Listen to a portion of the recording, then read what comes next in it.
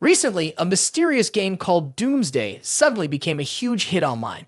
The scene before me shows a large room with the glow of a chandelier lighting up the space. On the table, several cans of soda are scattered around. A hand reaches out to grab one of the cans, and the sound from the TV fills the room, pulling countless gamers into its world. On the screen, groups of teenagers, both boys and girls, are smiling as they hold their phones. But what confuses everyone is that the person who created this game is still a mystery, almost like it appeared out of nowhere. Ah, maybe it's the devil doing this, one young man says, his mouth still full of water as it spills everywhere. Another young man, sitting on a sofa, wears a sleeveless shirt and shorts. He holds a can of soda in his hand. He looks thoughtful, his expression a bit sad, and says, "Anyway, I can't play this game. I'll never be able to." Around him, there are many posters on the walls featuring women dressed provocatively.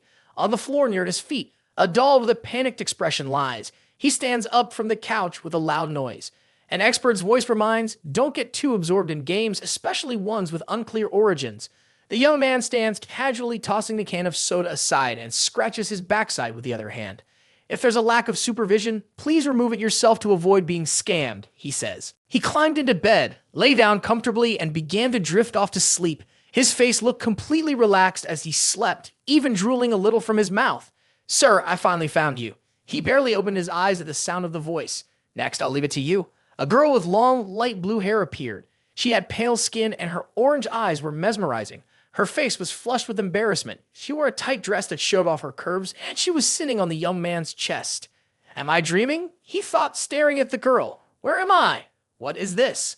Suddenly, an image of a carnivorous flower and a yum sprout appeared. You can probably guess what this image is referencing. Unexpectedly, the flower bit into the young sprout. "Oh!" The young man jumped, his hands instinctively reaching forward. "Ha! Strange, my hands are holding something. What is this?" He wondered, still dazed. In his mind, he saw an image of the girl. "This feels so satisfying." She moaned softly, and the strange scene made the young man's face turn bright red. The young man screamed, shaking the entire building. Who? Who are you?" He pushed the girl away and shouted at her, "Such a shame. You're just missing a tiny bit." The girl replied, "My name is Ren Jun-ki, and I'm from the POBL Financial Group." Jun-ki crawled toward him, her posture revealing her curvy figure, and her face radiated a seductive charm. She said, "I'm so sorry. I haven't had your permission to touch you, but the situation was urgent." "PLMEO Financial Group?" the young man asked, confused. Suddenly, both the girl and the man turned to look out the window. Their eyes widened in surprise as a fierce wolf slammed against the glass, breaking it into pieces. The shards scattered everywhere, and the man was so frightened he covered his head and screamed, "Ah! Get away!" Then, out of nowhere, a column of fire appeared and sent the wolf flying away. A moment later, after regaining his composure, the man slowly opened his eyes. The scene before him left him speechless. A huge hole had been blasted through the wall. Jun-tai shouted, "Until I finish gathering everything, no one is allowed to harm him." A small amount of spiritual energy was still gathering in her hand from the move she just made. Anne stared blankly, his wide eyes fixed on the ground through the hole in the wall. Below, a pack of wolves was leaping and bounding, their energy wild and aggressive. Next to them lay the body of a wolf that had been sent flying by Jun-ki, now lifeless on the ground. "Oh, there's still more," Jun-kai said. She stood up, then jumped down. He could only stand there, staring in shock with his mouth hanging open. "Please wait for me a moment. I'll take care of these beasts, and then I'll come back to join you for some fun," Jun-kai said, flashing him a bright smile. Her sizzling hot figure was clearly visible to him. "Watch my move." Fire flowing immortal. Jun-ki's voice rang out from below, followed by the growl of the wolves. Up top, he stood frozen, just watching. His gaze suddenly darkened. What the hell is going on here? Then came his shrill scream. He clasped his head in his hands, his face contorted in panic. "Ha ha, I never expected the game I created would be this brutal. It's even crossed into the dimensional barrier." Suddenly, a voice spoke up behind him, causing him to turn around. "What's coming next is even worse. Kid, are you ready?" The TV on the table suddenly lit up, and a cute face appeared on the screen, along with a voice. He suddenly became serious, its face turning as dark as the bottom of a pot. "What the hell are you?" Then he stood up, grabbed a chair, and raised it high, about to smash it down. Even the TV seemed startled, blaring loudly in panic. I'm nothing special. I'm the creator of the apocalyptic game, about to become the supreme ruler of the real world." Apocalyptic game. "So, you're the mysterious game developer, huh?" Hearing that, he was really surprised. His actions froze abruptly. Being called just a game developer felt beneath him. Let me tell you this, he said. My name is Wan Xiang. I'm the most powerful artificial intelligence system, past, present, and future. After saying that, he spoke louder, a smug smile curling at the corner of his lips. This game is just something I've been practicing. I've only used less than 1% of my power, and yet, it's enough to trap all you mere mortals. Hearing that, he pointed toward the hole in the wall, his face stiffening. What about out there? Did you cause that too? He closed his eyes and casually replied, Haha, playing a game on a phone is too boring. It doesn't even begin to show off my brilliant skills. After upgrading 10,860 times, I successfully broke through the dimensional barrier. The game and the real world have now merged. Its eyes narrowed slightly, and it smirked with a look of self-satisfaction. The flushed cheeks gave the impression that this system was quite crafty. It spoke again, continuing without pause. The burrow from earlier and the werewolf who ambushed you are both characters from the game. They crossed through the insect cave to find you. Why are they looking for me? I've never even played your game, he said, glaring at it, his eyes burning with a red glow, his face dark with anger. One hand gripped the edge of the TV as he ground his teeth, causing the system to panic and quickly explain. This is quite the coincidence. When I was setting up the game world, I needed to find a lord of all beings, someone like the creator of the universe or a goddess who shaped the world. Do you understand? Got it. So what? Then, by chance, I found a selfie of yours online. He froze in shock after hearing these words while the system put on an innocent expression, speaking nonstop like a duck. So all the characters in the game believe you're their savior. They have to come to you for help. Right now, only game characters can enter the real world. You can't go with the game world. That's why the girl named Ren Jun-Ki knew how to steal your essence. The image of Jun-Ki fighting off wolves appeared. She was continuously summoning flames to attack them, and the scene was chaotic and tragic. So she could take your blood and bones back with her, and from that, create the next savior, turning the tides in the game world. The system continued speaking without stopping. Are you seriously saying that a bunch of girls are coming here just to get my body? When are they supposed to arrive? After hearing this, I felt a little sad. Tears started to fall one by one, and I bit my lip, showing the frustration I was holding inside. The system saw this and frowned, responding, "It's up to you. What are you doing?" The system looked at me, its warmth increasing as if it was preparing for the upcoming battle. I crouched down into a squat, pouted, and answered, "You're overthinking it. Their goal is to take your energy for themselves. After all, only one of the savior's future generations is needed." The system squinted its eyes, its beak curling slightly as if it was mocking me. So even if someone takes your first time, the consequences. Or they might cut off your head from the top, images of those wicked girls flashing through my mind. My face turned pale in shock. Or they could cut off your head from the bottom. Holy shit, are you trying to get me killed? I hurriedly started packing my stuff into my backpack. Where are you going? The system asked. What do you think? I'm getting out of here while it's still not settled outside. I slow my backpack over my shoulder, ready to run, worried I might be too late. Look outside, the system said, glancing toward the door. I turned to look outside. Oh my God, my eyes widened in shock. What the hell is going on? In the sky, black holes tinged with shades of purple appeared in large numbers, some big, some small, probably reaching into the thousands. In the empty space above the city, columns of purple light shot down from these black holes, continuously shining on the ground. The scene was chaotic, and people flooded outside, looking up at the sky, asking, "What is that?" Inside one of these purple light columns, there was a piece of paper. The crowd, in a frenzy, asked, "What is that beam of light?" Hehan looked up at the beams, his face filled with panic and unease. My gang has broken through the dimensional barrier. The items, props, and even the characters from the game will slowly start falling into this world. The system's voice explained, and he turned to look at it. From now on, you won't need to play games on your phone anymore. Your life is the game. The system sounded pleased with itself, its eyes gleaming with a smug smile, even blushing slightly as if it were genuinely proud of its achievement. What are you staring at? You lunatic. This system is insane. Hehan shot a glance at it, his mind thinking, this is bad. If the whole world wants me, there's nowhere to run. A scream suddenly echoed, pulling his attention downward. A level 3 wolf king, a fierce wolf with glowing red eyes, was closing in on Jun-Ki. She was sitting on the ground, looking injured, clutching one of her arms. This isn't good. That girl won't last much longer, someone shouted in panic. Hehan screamed frantically. If we're going down, then at least give me some gear. He turned to the system and yelled, "Come on, I'm supposed to be the savior here. I can't just show up and get killed by a bunch of puppies, can I?" Puppies? A vision of wolves turning into cute little puppies appeared. "I came here to give you the most powerful strength, of course," the system continued. "The rules are simple. If you make me happy, you'll earn corresponding points. These points can be exchanged for chances to draw cards, which may give you powerful items like skills, equipment, potions, or spirit beasts. The system's face twisted into a disgusting expression. You're happy? You mean you want me to perform for you?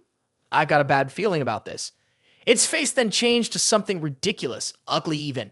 Earlier, the scene where you were under Jun Ki was quite special. Here's your reward, 30 points. The system's voice rang out loudly and the number 30 appeared above his head. Using 30 points, you can draw one card. Red represents skills, blue represents equipment, and yellow represents potions. 3 large cards in red, blue, and yellow appeared before him. Pick one. Of course, I'll use the skill card. Minus 30 points, he grabs the red card and immediately loses 30 points. Congratulations, the player has gained a C-level skill, Fire Fist. Class, Fire. Attack power plus 300, causes 100 damage to class Wood, minus 50 to class Land. Duration, 5 minutes. Fire Fist. In his hand, he holds the Fire Fist card, which shows an image of a flaming fist. This is your equipment bracelet. Place the acquired skill on it, and it can be activated. A blue clock appears on his arm, facing the class Land, continuously triggering the fire skill. I got no choice. If there's still a chance, I'll take it. He mutters quietly, closing his eyes, and his hand begins to launch the attack. The clock on his arm starts glowing with numerous streams of yellow energy, and his face changes, his eyes now radiating a terrifying power. Below, the wolf launches its attack, charging forward with its claws. It delivers a strike that sends Jun Ki flying far away. The attack tore her dress to pieces, exposing the curves of her body. She collapsed to the ground, while a wolf took another blow. Dad, I'm useless. I couldn't complete the mission of bringing the young master's bloodline back, she thought to herself. I can only repay this kindness in the next life. Jun-Tai thought this, tears welling up in her eyes as the wolf's attack came rushing toward her. Unexpectedly, another surge of spiritual power shot through the air, throwing the wolf's strike off course. Get your ugly foot off me! He had leaped forward, ready to punch the wolf. A golden bright aura of spiritual energy surrounded him as he called out, "Give it back to me!" He jumped and landed a powerful punch right into the wolf's face. The impact sent the wolf crashing headfirst into the concrete, creating a loud thud. He hand landed softly on the ground right next to Jun Ki, who was sitting there, eyes wide with surprise, her face turning a little red. His large figure stood before her, with remnants of spiritual energy still lingering around his fist. His expression darkened as he turned toward the other wolves, who, undeterred, continued charging at him. "Master, it's dangerous!" Jun-Tai shouted loudly, "I don't have time to play with you lowlifes." He began gathering his energy into his arm, preparing for the next punch. "Get out of here now!" One punch from him shook the pack of wolves, sending them flying in all directions. He jumped into the air. "My target is you." Then he swung his arm, aiming for the wolf, clutching its head. It growled angrily, its eyes flashing with sparks. He and the wolf charged at each other. With a loud crash, his punch seemed to shatter the wolf. The apocalyptic game powers were no match for true, overwhelming strength, making all enhancements irrelevant. He jumped up and the wolf was sent flying, landing in a cloud of smoke. Suddenly, as it disintegrated, a status screen appeared showing a 50 and the status bar quickly merged into his own. He-Han stared at the status screen while the remaining wolves frantically fled. Username, He-Han. Class, Fire. Profession, Unknown. Level, 1. Attack, 35. Defense, 15. Speed, 20. Critical hit, 1. Mental strength, 9. This is my attribute control panel now. The system asked, "So how is it?" "Pretty addictive, right? Isn't this game amazing?" The system continued rambling while he picked up a hammer, ready to seal up the hole in the wall. Here's the translated text in clear, natural American English. "Let me remind you again, we don't like this game." He turned around and shouted, "Young master, shouldn't we get back to the main issue now?" Jung Ching-ai spoke up from one side, asking as long as they finished collecting, you'll be killed right on the spot. He hand-glanced at Jun Ki, then thought to himself, "No rush, I'm a little hungry. I'll go out and grab some late-night snacks first." He quickly opened the door and said, "Wait here for me to come back." He looked at her as his hand grabbed something. "Don't move." He was pushed back inside. "Ah, I fell to the ground, but someone stepped on my chest. The Secret Service agents were on a mission, hoping he'd cooperate. Lin Fei showed up with a few others. We suspect an unusual intruder. They are currently in your house." Lin Fei showed her ID and said, "Secret Service, Lin Fei." "Oh, this," He-Han stammered. "Go ahead and search." "Understood." She yelled loudly, and the group began storming into the house. "Search thoroughly. Don't miss any details," Lin Fei shouted. Her teammates replied, "Yes, ma'am." He-Han looked around, silently thinking, did that girl run away? Luckily, she wasn't caught. If she had been, I wouldn't have been able to explain myself. Boss, I'm a law-abiding citizen, really. I've never done anything wrong and don't have any bad habits. He scratched his head and gave her an awkward smile. Lin Fei had already seen something. Unexpectedly, he saw something. The walkie-talkie on Lin Fei's waist suddenly sparked with electrical flashes. "Shut up!" he yelled, then slapped Lin Fei hard on the backside. She was bent over, and the slap landed on a sensitive spot, making her furious. The masked person standing nearby also stared in confusion. "I'm sorry, I know I was wrong about this," he stammered, his face stiff as a stone. "Take this pervert to the station. I'll personally interrogate him." Lin Fei snapped, pointing at him, still holding the doll behind her with a terrified look on its face. A police convoy sped down the road. "Officer, I'm innocent, I swear." Sat in the back of the car, his hands still cuffed and hanging loosely. "Shut up!" Lin Fei barked, and just as she did, a loud explosion came from outside the vehicle, causing to jump in alarm. The bank had exploded. A man with several tentacles on his back was carrying 2 large bags. The scene was chaotic as people ran for their lives, their faces twisted and burned from the blast. Werewolf, giant green man, Spider-Man. The chaos continued as all kinds of monsters and humans clashed in the streets. "It's chaos, the whole world's in chaos now," he had muttered as he sat in the car, gazing out at the madness. "Headquarters, this is Captain Lin Fei of Team 1. We encountered illegal elements attempting to rob the treasury on the way, requesting to stop them." Lin Fei took out her radio, completely unfazed, and contacted headquarters. "Captain Lin, your mission is to investigate the scene, not to cause more trouble. Team 2 is already in action. They've detained several suspicious individuals and confiscated unidentified contraband." The voice from headquarters sounded angry as it shouted at Lin Fei, "Detain them. Deal with the scum who are looting during the chaos by using heavy weapons and blowing them to bits." Lin Fei didn't care, her expression indifferent as she spoke. The person sitting behind her froze at those words. This was the directive from the bureau chief. "Beep beep, Special Intelligence Bureau headquarters." At the police station, cars and officers in military uniforms patrolled the area, quietly waiting. Hehan was forced to sit down. "Officer, how long do I have to wait?" he asked the 2 officers in front of him, looking confused. "I'm about to be screwed by that damn system. I'll have to confess soon enough. I'm also a victim here," he muttered, scanning his surroundings, silently cursing the system in his mind. "What a dumb system. Clearly, I had the power to knock out those guys, and yet I'm still stuck here. So disappointing." The system's voice suddenly blared loudly, making him jump. "I'll kill you. If you hadn't misused my image, why would I be hunted by 2 worlds?" He was so angry he was stumbling over his words, pointing at the system and yelling. "How about this method of mine? First, lock him alone in an interrogation room. Break down his psychological defenses minute by minute. How's he acting now?" Lin Fei leisurely sipped her coffee, casually asking a confused officer. He was making a devilish face in front of the camera. His image on the screen right now was quite unpleasant, and he even raised his middle finger. "It's hard to believe how mentally tough this guy is. Impressive. Looks like I've underestimated him."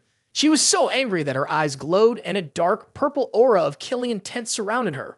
"I'll handle the interrogation myself," she said, turning toward the door and walking out. It's over for him. He's about to bring trouble on himself, the police officer thought. Lin Fei calmly moved past a few people. "Hey, Lin Fei, what's going on? Who made you so mad?" Someone called out as she reached for the door. It was the team leader of the 2nd Division from the Special Intelligence Bureau, Tang Sai-Yao. He quickly walked over to her and said, "Are you free tonight? After work, let me take you out for a late-night snack." She glanced at him and replied, "Not interested." Don't turn me down all the time like this," he said with a grin, placing his hand on hers. "Everyone knows how deeply I care about you. You keep rejecting me like this, it's embarrassing for me. Give me a chance. I promise I'll make sure you experience unforgettable, passionate nights for the rest of your life." He leaned in closer to Lin Fei and said, "Tang Sai-Yao, I know exactly what kind of person you are. I'm not one of those knave girls you like to toy with. If you keep bothering me, I'll ruin you." Lin Fei shot him a furious glare. Sai-Yao stood there stunned as she walked to the room and slammed the door in his face. "Did you fail again with your confession? Ha ha, that guy sure is persistent, huh? He's not trying to use his connection with Lin Fei's father to climb the ranks, is he?" The female colleagues around started teasing him when they saw it. He scowled in anger. Why didn't he go after Lin Fei earlier? Why wait until her dad became the department head to suddenly act crazy about her? Men like him are just weak. The gossip made him so angry that he trembled. That damn woman. Sai-Yao gritted his teeth, his eyes narrowing in rage. Lin Fei sat in the chair, arms crossed, and sternly asked Hehan, "Tell me, what did you see during that unauthorized intrusion? Why was the first break-in at your house?" I don't understand what you're talking about, officer, he said, scratching his head and awkwardly smiling. Still pretending? Lin Fei shouted it, slamming her hand down on the table. Your wall was damaged by an external force. What exactly broke through? Why did they come after you? She stared directly at him, propping her hand on her hip. Her posture made her large chest more noticeable. He squinted his eyes, his face turning bright red, and hesitated before answering. Ha ha ha! A loud laugh echoed. This thing is pretty useful. I don't even know what Sai Yao did, but he's rushing to pull up his pants. With this in my hand, who do I even need to suck up to anymore? Lin Fei, I'll make that bitch of yours pay for insulting me. He looked up at the watch on his wrist with a smug expression. Ha ha ha ha! As he laughed, he walked down the stairs. Above him were the bodies of female colleagues who had spoken ill of him. The chief said to compare the number of pieces of evidence. A voice called out from the evidence room. Night shift investigation. One officer asked another while handing over some documents. I don't know about that. Have the unidentified items we just brought in been sorted? Sai Yao looked at the documents and asked. They're over there, shelves 19, 20, and 21. All right, great job, the officer replied. After Sai Yao spoke, he stabbed the officer in the chest. Once the officer was dead, he continued walking. You guys are all rare treasures, huh? How could I let you just gather dust in this dark corner? Come with me. Let's rule the world. He walked over to the containers of unidentified items and began rambling. Ah, a scream rang out. What's going on? Two officers ran to check on the female colleague who had collapsed on the ground. The police officer looked inside and it was completely empty. Scene changes. Someone had broken a pen. Tang Sai Yao killed a colleague. The chief of the Special Intelligence Bureau, Lin Wanshan, slammed his hand down on the table in anger. That's right, we've extracted the footage. He didn't escape. He's still in the bureau. The surveillance room is checking it now. Two colleagues took turns updating the chief. Another officer rushed in and said, Report, we found Tang Sai Yao. He entered the evidence room 20 minutes ago and hasn't come out yet. The evidence room? What's he doing in there? The two officers exchanged confused glances. Whatever he's up to, Lin Wanshan stood up, his fists clenched in fury. Anyone who dares to kill a colleague will definitely pay with their life. I will personally enforce the law and discipline of the Special Intelligence Bureau. His eyes flashed with intensity, his face full of rage. Outside the evidence room, armed police officers stood guard. The floor below has also been secured. He can't escape through the window. One officer said, Then no need to wait. Let's storm the room. Lin Wanshan ordered. The officers began their assault, breaking into the evidence room. Suddenly, an explosion went off, sending the officers flying backward. Well, isn't this lively? Working overtime with so much enthusiasm. Sai Yao calmly stepped out after the explosion, and the officers immediately began shooting at him. Oh, black patches started appearing on his body. Within just a few seconds, his entire body was covered in a black armor-like layer that could easily resist bullets. Seeing this, he smirked proudly. This is bad. He's activated an unknown infiltrator device. One officer panicked and said, Deploy anti-metal tactics. Li Wanshan put his hands in his pockets, his face serious. After hearing the command from the director, the entire team began throwing liquid nitrogen canisters. You think liquid nitrogen can destroy our armor? How naive, he said. The canisters began to freeze at his feet, but he showed no fear. He raised his hand to check his watch. Today, I'm going to show you what true terror really is. Suddenly, a raging flame appeared on his arm. He grinned smugly and pulled a warning lever. The entire team quickly retreated. Seeing this, the director shouted urgently for the whole team to pull back. Then, Lin Wanshan unexpectedly charged towards Sai Yao. Haha, old man, you think you can stop me? He sneered. Laughing in triumph, he raised his fist and swung it toward Lin Wanshan. But Lin Wanshan wasn't one to back down. Gritting his teeth, he prepared to strike back. The two fists collided, and a burst of golden energy radiated everywhere. Unfortunately, Sai Yao had been powered up, and his punch sent Lin Wanshan flying. But it didn't end there. The flames spread toward Lin Wanshan's team. The fire surrounded them, causing them to scream in panic. Ah, ah, ah. At the same time, in the interrogation room, similar cries echoed. Ah, ah, ah. Inside, He-Han was being choked by Lin Fei, his face turning pale. Ha ha ha. Are you going to talk now? What really happened in your room? She shouted, still tightening her grip around his neck. Suddenly, the alarm bell went off. Ha ha ha. What's going on? Lin Fei opened the door and saw her colleagues running in panic.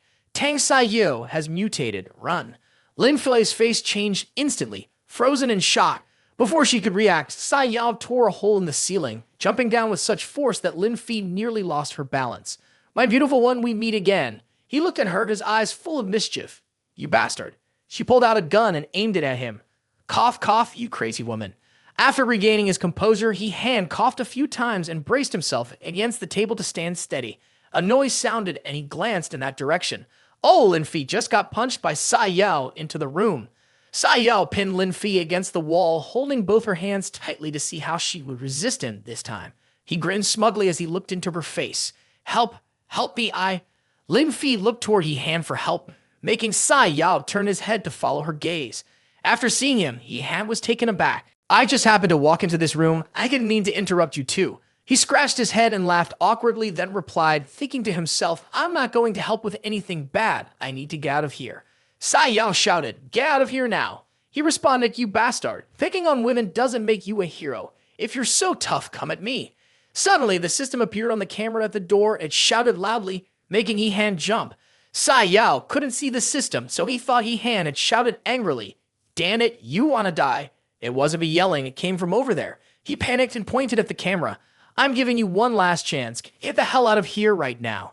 Sai Yao's face twisted with rage, his expression contorted into something ugly. Fine.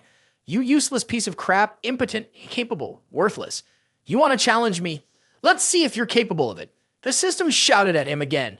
By now, Sai Yao was completely enraged. He glared at He grinding his teeth. He paralyzed with fear, started to tear up and said, I swear it wasn't me. Today, I'm going to tear you into pieces. Sai Yao began transforming his arm and charged toward him. Damn it. Pull the card. In a fit of anger, He started to summon the system to draw the card. 3 cards appeared once again. He froze again. Sai Yao was momentarily startled, but quickly shook it off. It better not be one of those useless skills. He inserted the card into the companion slot, and a bright golden aura appeared around him. Congratulations, player. You have drawn a C-level skill. Fire Dragon Class Fire. Attack power, 250. No attribute conditions. Valid for 10 uses. The fire dragon roared, and with a loud explosion, Sai Yao was sent flying. Cough, cough. Damn it, I messed up. He started to wrap himself up completely. That kid was pretending to be weak, but he'd been blasted across the room and left a hole in the wall. It's fine. This just makes the game more interesting. Sai Yao chuckled, clearly enjoying himself. Let's go. Find him for me, he commanded, releasing a puff of dark purple smoke. Meanwhile, He and Lin Fi had managed to escape and were hiding in a room. They leaned against the wall, panting. Huff, Huff, finally got away. Han wiped the sweat from his neck and said, You're supposed to be the savior I chose, but you're acting like this? What's wrong with you? The system's voice suddenly shouted at them through the TV. Lin Fi was shocked. What the hell is this? You want me to offer a sacrifice or something? Did you see how many skills that guy has on his bracelet? How am I supposed to fight that? He angrily grabbed his head, his voice full of frustration. You're the chosen one, so what are you afraid of? Isn't it just equipment? Hurry up and flatter me. Make me happy. Whatever you want, I'll give it to you. The slice system narrowed its eyes at him, its mouth curling into a mischievous grin, clearly looking like it was about to mess with him. It seemed like it was working him over again, playing tricks, with this computer virus. Lin Fei stared at him, horrified, and could only scream in an attempt to explain himself. I swear it's not like that. It's all its fault. It's the one who started all this. He pointed at the system, which just ignored him and closed its eyes, not bothered at all. It created an apocalyptic game, and then through dimensional tools, the game's characters and items slipped into this world. He quickly continued explaining. Now I get it. No wonder Tang Sai Yao became so powerful all of a sudden. He must have taken the chance to grab all the items that the Special Intelligence Agency had collected. Lin Fei seemed to have pieced everything together and slowly began to speak. What you want to do? Seeing Lin Fei leave, he spoke up. I'm going to find my dad. Right now, he's the only one who can control Tang Sai Yao. You're talking about the guy who's half-burned. The system chimed in and her head snapped back to look. What? That's the footage from the camera outside the evidence room. He fought Tang Sai Yao and got badly injured. Now he's probably barely hanging on. The camera showed Lin Wanshan lying on the ground, struggling to breathe. He had burns all over his body. Dad, Lin Fei was about to rush outside, but was stopped by He Han. Calm down. If you go out now, you're walking straight to death. Use this time wisely. That bastard is almost here, the system said. On the screen, they could see the 3-headed dog searching around. Only you can save my dad. Please, I'll do anything. Just tell me what to do. Lin Fei grabbed his shoulder, tears streaming down her face, her expression full of desperation. He hesitated. You're right to have this kind of resolve. Hurry up and get Ihan excited. The system spoke again. You're a demon. Responding like that will make him excited. Lin Fi was momentarily stunned. Is this how it works? She tugged at the tight dress she was wearing, pulling it up slightly. Oh, Ihan couldn't help but glance down at her legs. No, too ordinary. I can't feel any ripples in Ihan's heart. The system showed an indifferent and slightly amused expression, slowly speaking. Little sister, it seems that you have no impact on him. No impact? The system's words were like a rock falling on her head, causing her to blush with embarrassment. Oh, Lin Fei pushed Ihan slightly and said, I've stepped up my game. From childhood to now, for better or worse, I've been admired by countless people. How could I possibly have no influence on you? As he stumbled backward, she straightened her posture, looking directly at him with determination. He blinked in surprise. What kind of challenge was this? He seemed to have been caught off guard, his face momentarily dazed as he tried to process the situation. Lin Fei blushed, panting slightly. She was growing impatient and turned toward the system displayed on the computer screen, asking, Is this enough? The computer responded cheerfully, Yes, great. I'm very satisfied. She adjusted her outfit with a slight sigh. Ihan didn't want to trouble her, but this system was persistent. If she can follow its instructions, things could become quite complicated. He scratched his head and hesitated before saying, I'm sorry, The game's scoreboard updated, showing a bonus of 200 points. Congratulations to the player for leveling up twice and becoming the #1 player to reach global level 3. Player name, Ihan. Class, fire profession, unspecified. Level, 3. Attack, 75. Defense, 35. Speed, 30. Critical hit, 3. Mental power, 15. 3 cards appeared in front of Ihan. As a level 3 player, the chances of drawing a high-tier item were greater. He was invited to draw a card. Lin Fi turned to the door and said to him, We've been spotted. Minus 150. The door was slammed by the monster with such force that it was almost about to break through. Ihan was still hesitating over which card to choose. But with the situation escalating, he didn't have time to think anymore. Only kids would choose, so adults took them all. Ihan grabbed all 3 cards. He received equipment from the first card. Congratulations, player, you've obtained level 5 equipment. The Green Dragon Battle Armor, Azure Dragon Gauntlets. Attributes, none. The Ghost Badge can be stacked. Attack plus 1100 permanent effect. The second card. Congratulations, player, you've obtained a B-grade potion, Frozen Ice. When consumed, it can change the player's attributes, lasting for 30 minutes. The final card, the third one. Congratulations, player, you've obtained a C-grade skill, Earthquake, Class, Land, Attack, 0, effective for 10 uses. The door was torn apart as the 3-headed wolf charged in howling. Lin Fi froze in fear. At this moment, Ihan was equipped with the Dragon Fist armor capable of fighting monstrous beasts. He turned to Lin Fi and said, Get down. Ihan, wearing the green dragon armor, punched the 3-headed wolf with overwhelming strength. The impact was so powerful it shattered the glass windows of the high-rise building like an electrical explosion in a room. Tang Sai Yao, standing below the apartment building, shouted, What is this? He was thrilled and eager to take credit for the kill. The 3-headed wolf, struck by Ihan's blow, was dead. Was that kid hiding a trump card? Tang Sai Yao rushed upstairs. Ha ha ha. That's right, all mine. Sure enough, the wolf had been killed by the punch from Ihan's armor. The armor, still smoking from the intense battle, showed signs of wear. Ihan took a deep breath, exhausted. Whoa, that power is insane, Lin Fei said in disbelief. He really killed that freaky creature. The system spoke up. This green dragon combo is one of the 4 sets of 5th-tier equipment. It includes 5 components in total. Once fully assembled, even facing SS tier gear, it won't be at a disadvantage. There are still 4 more accessories missing to complete the armor set. Ihan, with a bright smile, flattered, Amazing. As expected of a god, you're the smartest and most brilliant of them all. From now on, I'll take care of you with all my heart. Please let me see the full style of the Green Dragon Battle Armor soon. Well said, I'll adjust the parameters for you, ensuring a higher chance of getting the right item, replied the voice. After saying that, he grabbed Lin Fei's hand. Let's go. We're off to save someone.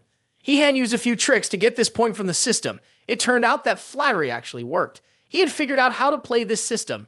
Before they even reached the door, a large shard of glass came flying toward Ihan. Fortunately, the green dragon armor reacted, shattering the glass instantly. The danger was so close, and yet the system hadn't said a word. It was truly irresponsible. System, are you kidding me? People are already at the door and you didn't notice. The system, angry, replied loudly, Isn't it because you were too busy talking to me? Tang Sai Yao, wearing armor and holding a jade, stood in the hallway of the apartment. Hey kid, you got so many good things. I'm giving you a chance to join forces with me. Together, we can rule the world. A noble and a petty person can't walk the same path. Clearly, He-Han's answer was simple. No. He shrugged and smiled. Sorry, I'm not interested. Right now, all I want is a good night's sleep. Please move out of the way. Tang Sai Yao wasn't here to negotiate. If he heard a single refusal from you, he wouldn't hold back. He'd go wild. From the start, he was ready to fight you. Tang Sai Yao charged forward, reckless and determined. If that's how it's going to be, then let me send you on your way. He threw a few jade stones from his hand. They were his weapons. He-Han defended himself with his armor. He turned to Lin Fi, who was standing nearby. Officer Lin Fi, I'll hold him off. You go save the others. Lin Fi immediately ran off. Be careful, she called back. Tang Sai Yao's freezing strike pierced through He-Han's armor, but strangely, this worked to his advantage. When it came to combat experience, you still have a long way to go.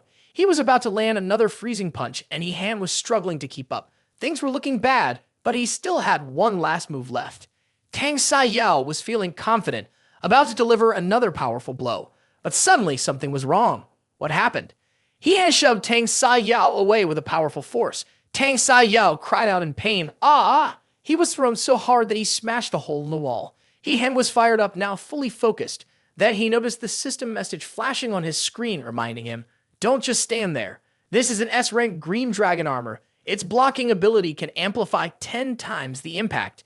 He'd been warned. The system had equipped him well. Could a newbie like that really keep pushing him around? He-Han knew that the system really enjoyed being praised. If he was treated better, there would be no shame in kneeling down and bowing his head.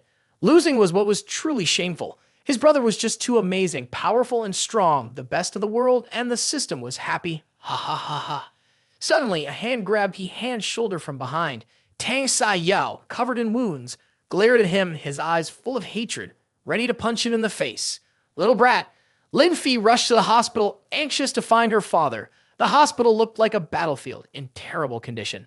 The nurses and staff had to help patients into the hallways to get them to safety. A nurse who was bandaging a patient spoke to her. After he woke up, the director came to find Tang Sai Yao. Lin Fi, worried, asked, what happened? Lin Wanshan, still not fully aware of the situation, had come to take care of Tang Sai Yao. However, the person he thought was Tang Sai Yao was actually He-Han. He charged at He-Han to attack him, but luckily He-Han managed to dodge. Instead, the wall behind him took the hit. Bricks and debris flew back and landed in an empty spot. Lin Wanshan approached, his face dark and angry. He-Han had no idea what he'd done to offend him, but didn't ask right away. Wait, wasn't this Lin Fi's father? Only then did He-Han turn his attention to the wall. He couldn't help but feel a bit shocked and yelled, what kind of grudge makes you strike that hard? Lin Wanshan moved forward and said, Die, Tang Sai Yao. He-Han, terrified, quickly lifted his legs and ran as fast as he could, with Lin Wanshan chasing after him, shouting, Stop right there. Uncle, open your eyes and look properly. If you have a debt, go after the person you owe it to. I'm not Tang Sai Yao, so why are you blaming me? You got the wrong person. Just then, Lin Fi ran over and said to her father, Don't hit him anymore, Dad. He's not Tang Sai Yao. Hearing his daughter's words, Lin Wanshan finally calmed down and stopped chasing after He-Han. The hospital had suffered tremendous losses, not just material damage, but also lives lost and patients who were hurt. Back at his office, Lin Wanshan sat down while 2 nurses were treating his wounds. His subordinates reported the situation. According to preliminary estimates, 6 people are dead, 13 are critically injured, and 45 have minor injuries. 135 items from the evidence room are missing. He asked about Tang Sai Yao's whereabouts. The police officer reviewed the records again to ensure there were no mistakes. We've searched everywhere, but we couldn't find him. We think he took advantage of the chaos to escape. Lin Wanshan spoke forcefully. That bastard? I will definitely catch him and make him pay under the law, right? Lin Wanshan continued, If this has something to do with the game, then does that mean the system can step in and give guidance to speed up the mission? Lin Wanshan turned to He-Han and asked, He-Han, do you think this unusual situation has something to do with that game you mentioned? Where's the system? Can we call it out now? The system can appear on any green screen. He-Han pointed to Lin Wanshan's computer screen. I've been calling him for half a day now, but this system has quite the personality. I don't think he'll cooperate willingly. Lin Fi can confirm she saw it with her own eyes. He-Han wasn't lying. Lin Wanshan was the head of the police station, and he was known for being very honest and transparent. He couldn't help but think about the long-term consequences. It was only because Tang Sai Yao had gotten one medal that he was able to cause such a big scene. But there were still 3 medals out there, which surely posed a very high risk. I'll report it to my superiors right away. We'll set up an armed rapid response team, ready to act at any moment. Lin Wanshan emphasized the last part, speaking more seriously and loudly. From now on, Lin Fi is appointed as the leader of the Special Operations Team. She'll mobilize the best forces across the station to search for the medals, train the team members, and quickly adapt to the new superpower combat model. Lin Fi saluted in acknowledgement, understood. He-Han was surprised when the mission was assigned to him, and there was also his own role. He-Han would serve as his special advisor, take part in combat training, and assist Lin Fei. He-Han didn't think he could handle this task.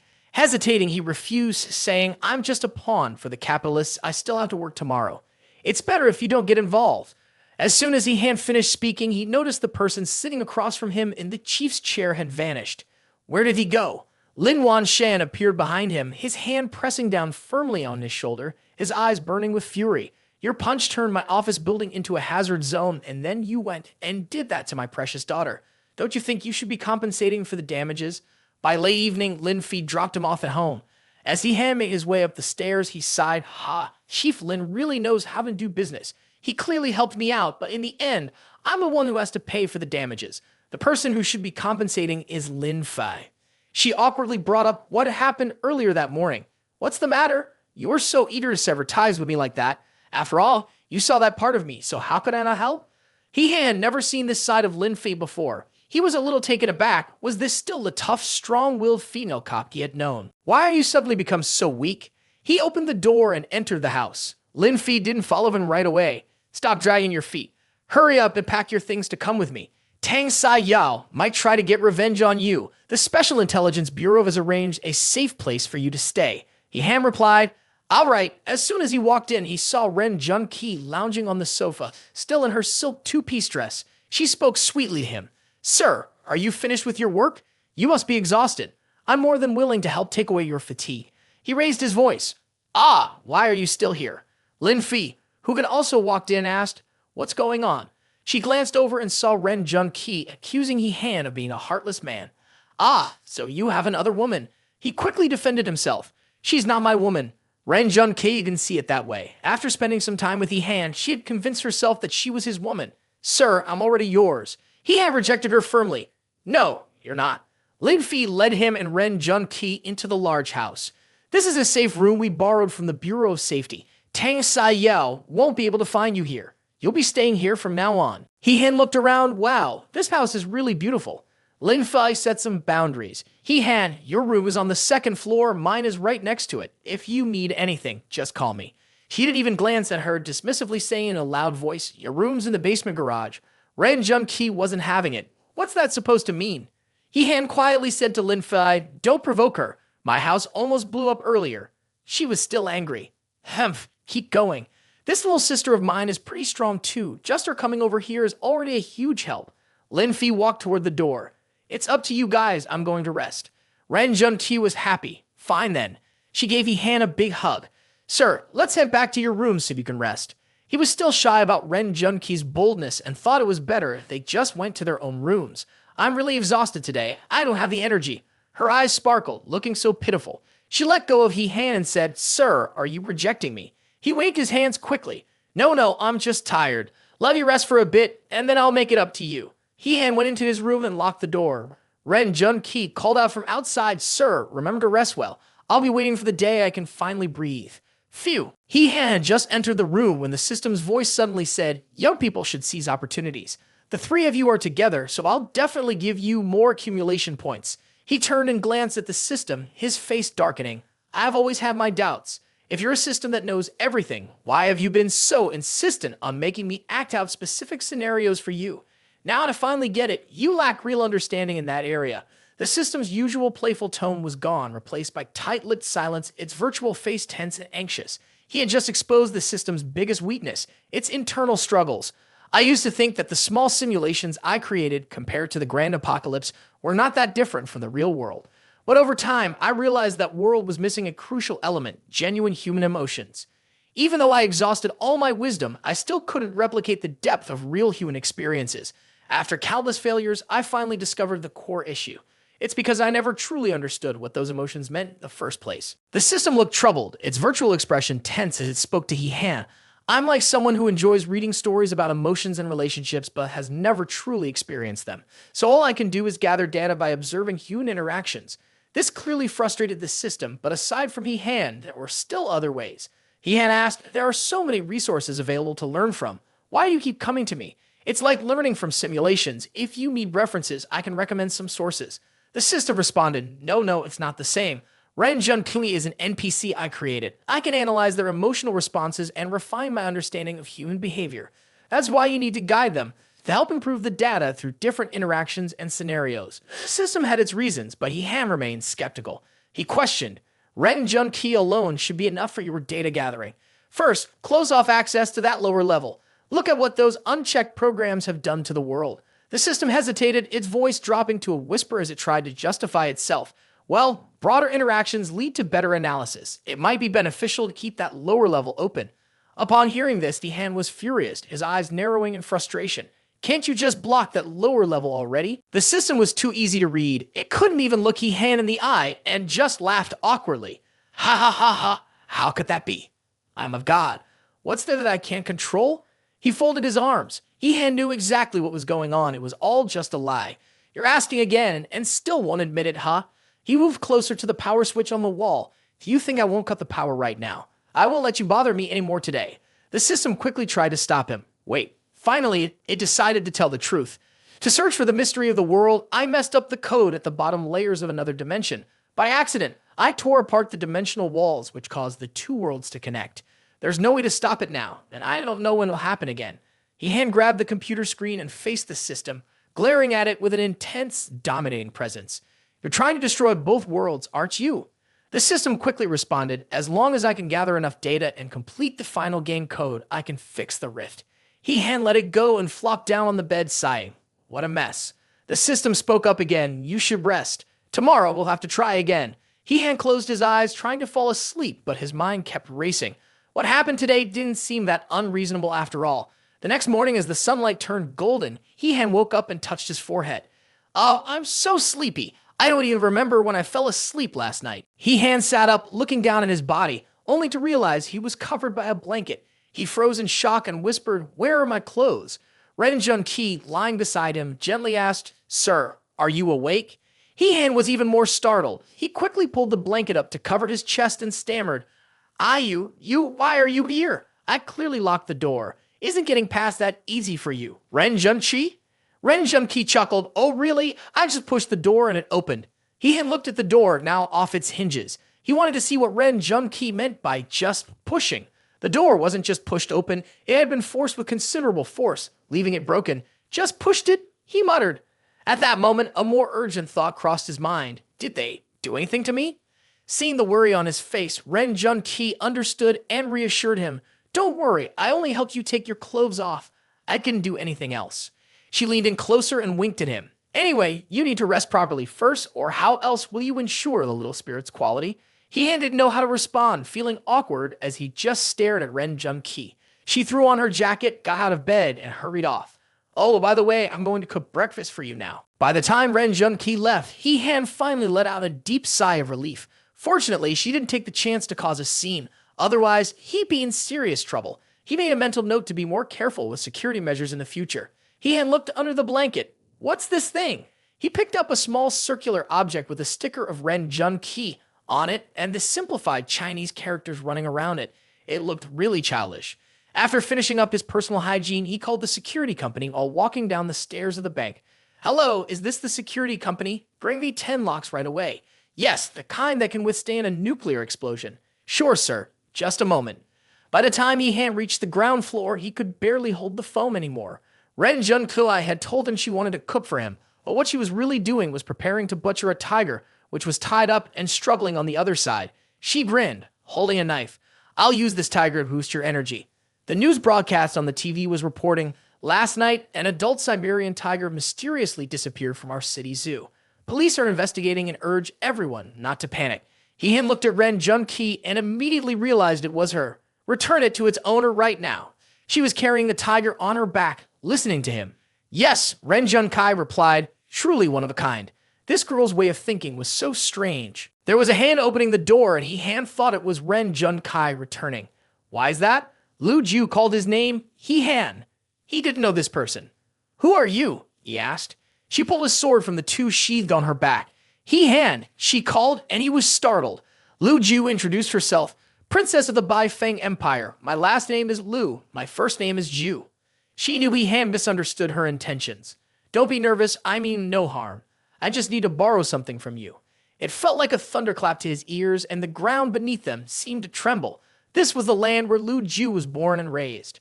On that vast continent, the Bai Feng Empire was the most powerful country. Its territory was enormous, its military strong, and its people were spread across the 4 seas. But half a year ago, a cruel demon secretly attacked their nation, and the nation's prosperity was destroyed. The elite troops of the kingdom were wiped out. I bear the deep grudge of bloodshed, searching for a way to defeat that demon. The only hope I have is to recover the legendary sword that once shaped the destiny of our empire, to lay the foundation for the Bai Feng Empire's rise to power. The general, the nation's protector, returned to reality. He-Han was bound to a chair by Lu Ju, and standing before him was the one who was his great-grandfather. He-Jan. That's why. Only when I get the bloodline of the He family from you can I begin to nurture the hope of restoring the kingdom. What I want, you must give me. The He family bloodline is in He-Han's body. I can give it, but can you take it and then quietly return to where you came from? Lu Ju answered seriously. The demon is also searching for you. You hold the secret to breaking its final seal, so she stepped closer to He-Han. Once this is done, I'll personally see you off on your journey. The chest device was ready. Lu Ju didn't let him decide, and even after the task was finished, wanted to personally escort him a little further on his way to the afterlife. He-Han shouted loudly, "How can this be so unreasonable?" Lu Ju drew her sword without wasting time, ready to get to work. This wasn't to kill anyone. Her goal was to use her exceptional sword skills to remove the pieces of cloth from his body. What appeared before her eyes made her pause in admiration. Wow, with a size like this, no wonder you're the descendant of the legendary General Lom who defended the nation. Still, I can't understand why I feel so tired. He-Han gasped, huff, huff. Lu Ju twisted around, and He-Han couldn't predict what she would do next. What was she planning? Those skilled in martial arts sure had a different way of undressing. Well then, I'll leave it to you. At that, she jumped onto He-Han as well. He-Han cried out in distress, "No please, princess, get in the carriage." He-Han was feeling helpless. Right now, he was tied up and couldn't do what he wanted. Lu Ju took the initiative in this situation. She was blushing heavily, struggling with the pain from earlier, which was actually worse for him than it had been for her. Does it hurt? Who else would go to such lengths to get what they want like you do? Get up. Take it slow. Lu Ju didn't want to and didn't need to. I've seen the script. Moving around is fine. Lin Fei, standing behind them, pointed a gun at Lu Ju's head and ordered, "Get down. What are you two doing?" Asked by Lin Fei in this situation, Lu Ju wasn't shy at all. She leaned in close, whispering in He-Han's ear before speaking to him. "Is this your wife? Too bad she's too late. I've already succeeded." He-Han frowned, disapproving. "It's still early. Who do you think you're talking to?" Lin Fei was furious with He-Han. "Do you really have time for this kind of dirty work? The situation outside is a mess, don't you know?" Then he suddenly remembered where Lu Ju had been staying and mistakenly thought, "Wait, if Lu Ju is here, that means the second phase of the plan has already started." Lu Ju hadn't left He-Han yet. He didn't pay her any attention, instead focusing on serious matters with Lin Fei. What's the situation now? Can we control the situation? The secret they had been hiding was almost exposed. Lin Fei turned his head away, no longer caring as long as he couldn't be seen. He answered, "The situation was planned in advance. We're recovering the fallen items, but a small team ran into trouble. The chief wants me to lead you there for backup. We don't want things to go wrong at this point. I'll head over immediately." But Lu Ju wasn't having it. She pushed out her chest, saying, "No, you have to hand over the items to me today." He-Han was very determined. From the beginning until now, he hadn't changed his expression even once in response to her actions. He said seriously, "If I'm willing, I can give it to you anytime. But if I don't want to, then even if you spend a whole day and night trying, don't even think about it." Don't believe me? Go ahead, try and see. Hearing this, Lu Ju was a little surprised. How could that be? Didn't the script say that in less than half a stick of incense, a man will? Lu Ju still didn't have enough experience or understanding to figure out He-Han. Did her script ever mention something this huge? She sighed in frustration. I get it. Then, feeling disappointed, she voluntarily climbed off of He-Han. Well, when you're willing, I'll make sure I don't give up. No matter the situation, as long as you appear to be in control of the game, you're the one who can change the rules. By turning the tables in this game, He-Han had successfully flipped the script. I'm giving you the chance. Not only did his few words make Lu Jiu stop pressuring him, they also made her willing to follow him and put in the effort. The catch was, she had to stay here and help me. Lu Jiu needed He-Han's bloodline. She naturally agreed, and she was fully committed to it. Okay, just tell me who I need to cut down. She reached down in his lower body, but he reminded her, stop touching that spot every time there's a chance. 20 minutes earlier, at the scene of the deadly accident, a police officer, uncertain of whether he was alive or dead, lay slumped in the corner. His familiar walkie-talkie, fallen nearby, crackled with the voice of his superior. Team D, respond if you receive this signal. Respond if you receive this signal. Report your positions immediately. Report your positions immediately. Tang Sai Yao, the lingering soul, picked up the radio and answered in place of the officer. Message received. We are near the parking lot on Fengyang Street, intercepted by terrorists. Request immediate deployment of elite forces for backup. The headquarters acknowledged the signal and quickly dispatched team leader Lin Fi to provide support. They were told to hold on. He felt pleased with the performance he just put on, the perfect first act in his wicked scheme. Tang Sai Yao had never gone into action alone. He always had a few pawns to sacrifice in the beginning, and this time was no different. He-Han was in the car with Lin Fi at the wheel. She stepped on the gas and sped down the road like a bullet. He-Han, terrified of death, gripped the handle above him tightly. Slow down, slow down. Lin Fi was in a hurry, focusing entirely on driving, determined to reach the scene as fast as possible. His voice buzzing in her ear like a mosquito irritated her, and she snapped, shut up. Following Lin Fi were 6 other vehicles sent on the mission. They communicated over the radio. Captain Lin, we are the Special Support Squad. We've been ordered here, awaiting instructions. First, she addressed the urgent matter. 500 meters ahead, Team D was in trouble. The priority was to rescue the people, not engage in combat. Then Lin Fi issued the orders. Vehicles 1, 2, and 3, follow me to assess the situation. The other vehicles will stay outside and prepare to assist. Understood? Lin Fi spoke over the radio while steering the wheel with one hand, not fully focused on driving, which almost caused the vehicle to hit an obstacle.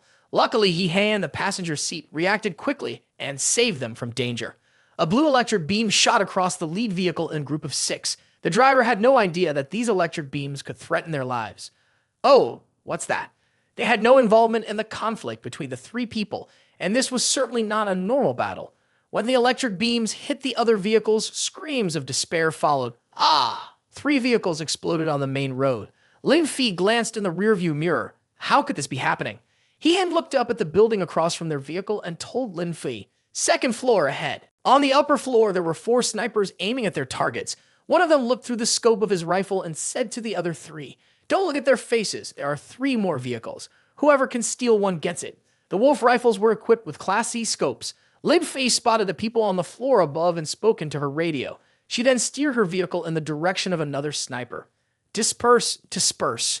He had anticipated this and brought along his backup, Lu Jiu. He called on Lu Jiu to take action. Stand by. Out of nowhere, the 4 guns in their hands suddenly broke apart. The snipers still hadn't located their opponents. Sparks flew down onto these people, and there was no doubt anymore. If they weren't dead, they were half-conscious, covered in wounds. Lin Fi immediately updated her team. I've taken care of the snipers. Stay alert, everyone. The Apocalypse system kept awarding points to He-Han. He looked up confused. Oh, I haven't even done anything yet. Why is my experience going up? The system displayed a music notification and showed the vehicle map, explaining to He-Han. Lu Jiu is considered your follower. After she eliminates a target, half of the experience gain will go to you. He didn't believe that Lu Jiu would be the type to just follow his orders and fight for him. Wow, that's impressive. He-Han's comment made him blush with imagined thoughts.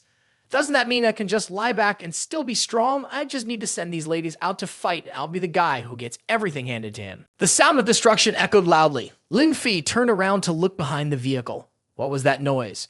It was the scream of someone in the car that had been flipped over by the heavenly mechanism serpent, which spun several times in the air. A level 4 heavenly mechanism serpent. Both Lin Fi and He-Han turned pale as they recognized the threat. The next target is heading straight ahead, and there are 2 people in its path. Hurry up, we need to move. We should focus on getting away from the heavenly mechanism serpent for now. We can deal with it later. Running isn't a long-term solution. He hand summoned the earth-binding cage. Vines from the ground shot up, wrapping tightly around the heavenly mechanism serpent. You have to admit, it's working for now, but in just a moment, it'll break free from the vines. This method won't work on the heavenly mechanism serpent. There's no choice. I'll have to take matters into my own hands. He put on his green dragon armor. This place is definitely a trap. You should look for a chance to escape. Lin Fi worried about him getting into danger. No one is staying and fighting with you. Just then, Lu Ju flew to the front of Lin Fi's vehicle. You're no match for the heavenly mechanism serpent. It's already prepared, and it's incredibly tough. Lu Ju landed gracefully like a spider, distracting He Han, who couldn't help but glance at her. Let me handle it. You two break through the encirclement quickly. Lu Ju took a running start and charged into battle with the heavenly mechanism serpent. Go quickly. Before He Han could speak, she had already dashed off. Lu Ju, wait. He pulled out a card and said, System, give me a high-level skill that can take down the heavenly mechanism serpent in an instant. Not only did he lose experience points, but the system didn't provide him with any skills either. System, you're so sneaky. Thanks for nothing. The vehicle's touchscreen lit up, almost like it was in a daze. He had drawn a card, so there had to be a chance, right? How could he always get nothing good? He knew the system was just trying to take advantage of him. Forget it. Yes, I won't show you any rewards this time. A sharp object slammed into the car door, causing it to explode open, but the body of the car remained unharmed. Lin Fi jumped onto He Han's lap. Do you even know what just happened? She sounded panicked. The bow and arrow, those arrows exploded, and the road suddenly shook violently. This was a trap set by the system, though she didn't realize it. Ah, what kind of crazy road is this? Lin Fi was sitting on He Han's lap. Did you stuff a gun in your waist? You're kidding me. It hurts so much. The current position is incredibly suggestive, with her chest pressing against He Han. My gun is about to be crushed by her sitting on me. The two of them are in the car. Lin Fi is sitting on He Han's lap. Ah. This road is so bumpy. The car's speaker blared. Ha ha ha ha. Good, very good, extremely good. I'm very satisfied with this move. Lin Fi's chest was pressed against He Han's face. He looked out the window and, seeing something, spoke to her. Is that Tang Sai Yao? She blushed from hearing him and quickly turned to look. What? That's him. Tang Sai Yao was carrying a warhorse cleaver. Lin Fi noticed his stance and realized he was about to use the weapon to split the car in half. She shouted, What's he trying to do? He Han reacted quickly. We can't avoid it now. He pulled out a card. The car was split into two parts and blasted away. Tang Sai Yao didn't expect them to survive. Ha ha, facing me always ends with flesh and bones shattered. When he turned around, he saw a figure, a man carrying a woman. Oh, it's He Han carrying Lin Fi. Not only did you not die, but you also got a game armor notification. Congratulations, player. You've received the Dragon Armor Set S-level equipment. The Dragon Shield has stacking attributes. The passive skill, Dragon Scale Defense, is activated with unlimited effect. She looked at him in admiration. So cool. Tang Sai Yao wasn't going to back down. He swung his blade, releasing a bolt of blue lightning. Today, let's see whether your life is tougher or my warhorse cleaver is stronger. He Han, clad in his blue battle armor, rushed forward. Wait here, he said. Lin Fi worried about him, but she had no combat abilities. Someone like her with no fighting skills could help best by simply staying out of the way. All right, be careful, she replied. His high defense armor allowed him to withstand the powerful strikes of the Ma-slash blade. Tang Sai Yao was stunned by He Han's abilities. Just how many skills do you have? He exclaimed. But he hadn't come alone. Snipers were positioned all around the building waiting for his command. Shoot him, he ordered. Lin Fi's mind raced. These were the ones who had used fire-tipped arrows to destroy the car. How had Tang Sai Yao managed to gather so many people in just one night? Fortunately, He Han's armor protected him, making it impossible for the snipers to harm him. But even so, Tang Sai Yao had succeeded in making things difficult for him. This bastard had way too many allies. If it were a direct fight, Tang Sai Yao wouldn't stand a chance against He Han. His only option was to overwhelm him with sheer numbers. No matter how strong you are, won't you still get exhausted to death? He laughed loudly. Ha ha! My people are everywhere. You're gonna die from rage. Tang Sai Yao ordered his men, don't stop until he falls. Launch a firestorm attack. The snipers couldn't push He Han back.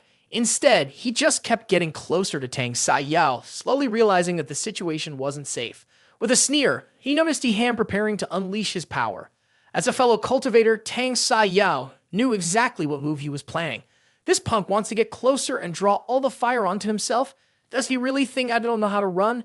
He quickly made a break for it. But He Han wasn't stupid. If Tang Sai Yao could think of it, so could he. A vine on the ground snaked up and wrapped around Tang Sai Yao's leg, trapping him in place. What the hell is this? He continued channeling his power, drawing the fire. Surprised? Shocked? The earthen cage couldn't trap the heavenly serpent of fate. What makes you think it could hold down a little brat like you? No, stop saying stuff like that. Tang Sai Yao panicked, flailing his arms wildly, barely able to stay on his feet, powerless as the fire surged through him. Stop it. Meanwhile, the mercenaries were growing anxious. They had lost sight of Tang Sai Yao and couldn't see him screaming in pain down below. They whispered among themselves, "Does he mean don't stop attacking?" One of them noticed the fire merging with Tang Sai Yao and grew worried. Well, why isn't he running away? But ignoring all the negativity, a genius mind was born, coming up with something no one could have imagined. He was deeply moved by Tang Sai Yao's great sacrifice. Was he really planning to use himself as bait? What? Tang is that fearless? No wonder the guild leader trusts him as one of our strongest generals. In moments of crisis, when the troops were in turmoil, just one optimistic and encouraging remark was enough to lift their spirits, bringing them to the verge of tears. Brothers, we can't let Tang's efforts go to waste. They unleashed their full firepower. This was their most sincere response. Tang Sai Yao, his Memorial Day, the 8th of September, as autumn sets in, flowers bloom in their full glory, only to wither. The scent of orchids lingers across Chang'an. Were his comrades all fools? He stood very close to Tang Sai Yao, yet the one they were exhausting their efforts to attack was actually their own ally. The celestial phoenix Jun Qi was riding sword past, breathing fire toward the snipers. She said, "Ah, don't worry, Jun Qi is here to help you." He glanced at her and smiled. Well done. From head to toe, Tang Sai Yao was in ruins. His clothes were burned and tattered, his hair a tangled mess, his entire body charred black. He was completely unrecognizable. Frantically, he searched his pockets. "Where's my defense incense? Please, just stop for a moment." But didn't stop. Victory was all about the strong crushing the weak. Its punch tore straight through Tang Sai Yao. Bao Panji's group immediately straightened up and reported with urgency, Tang Sai Yao just got punched straight through by Han. This time, there's no way he's making it.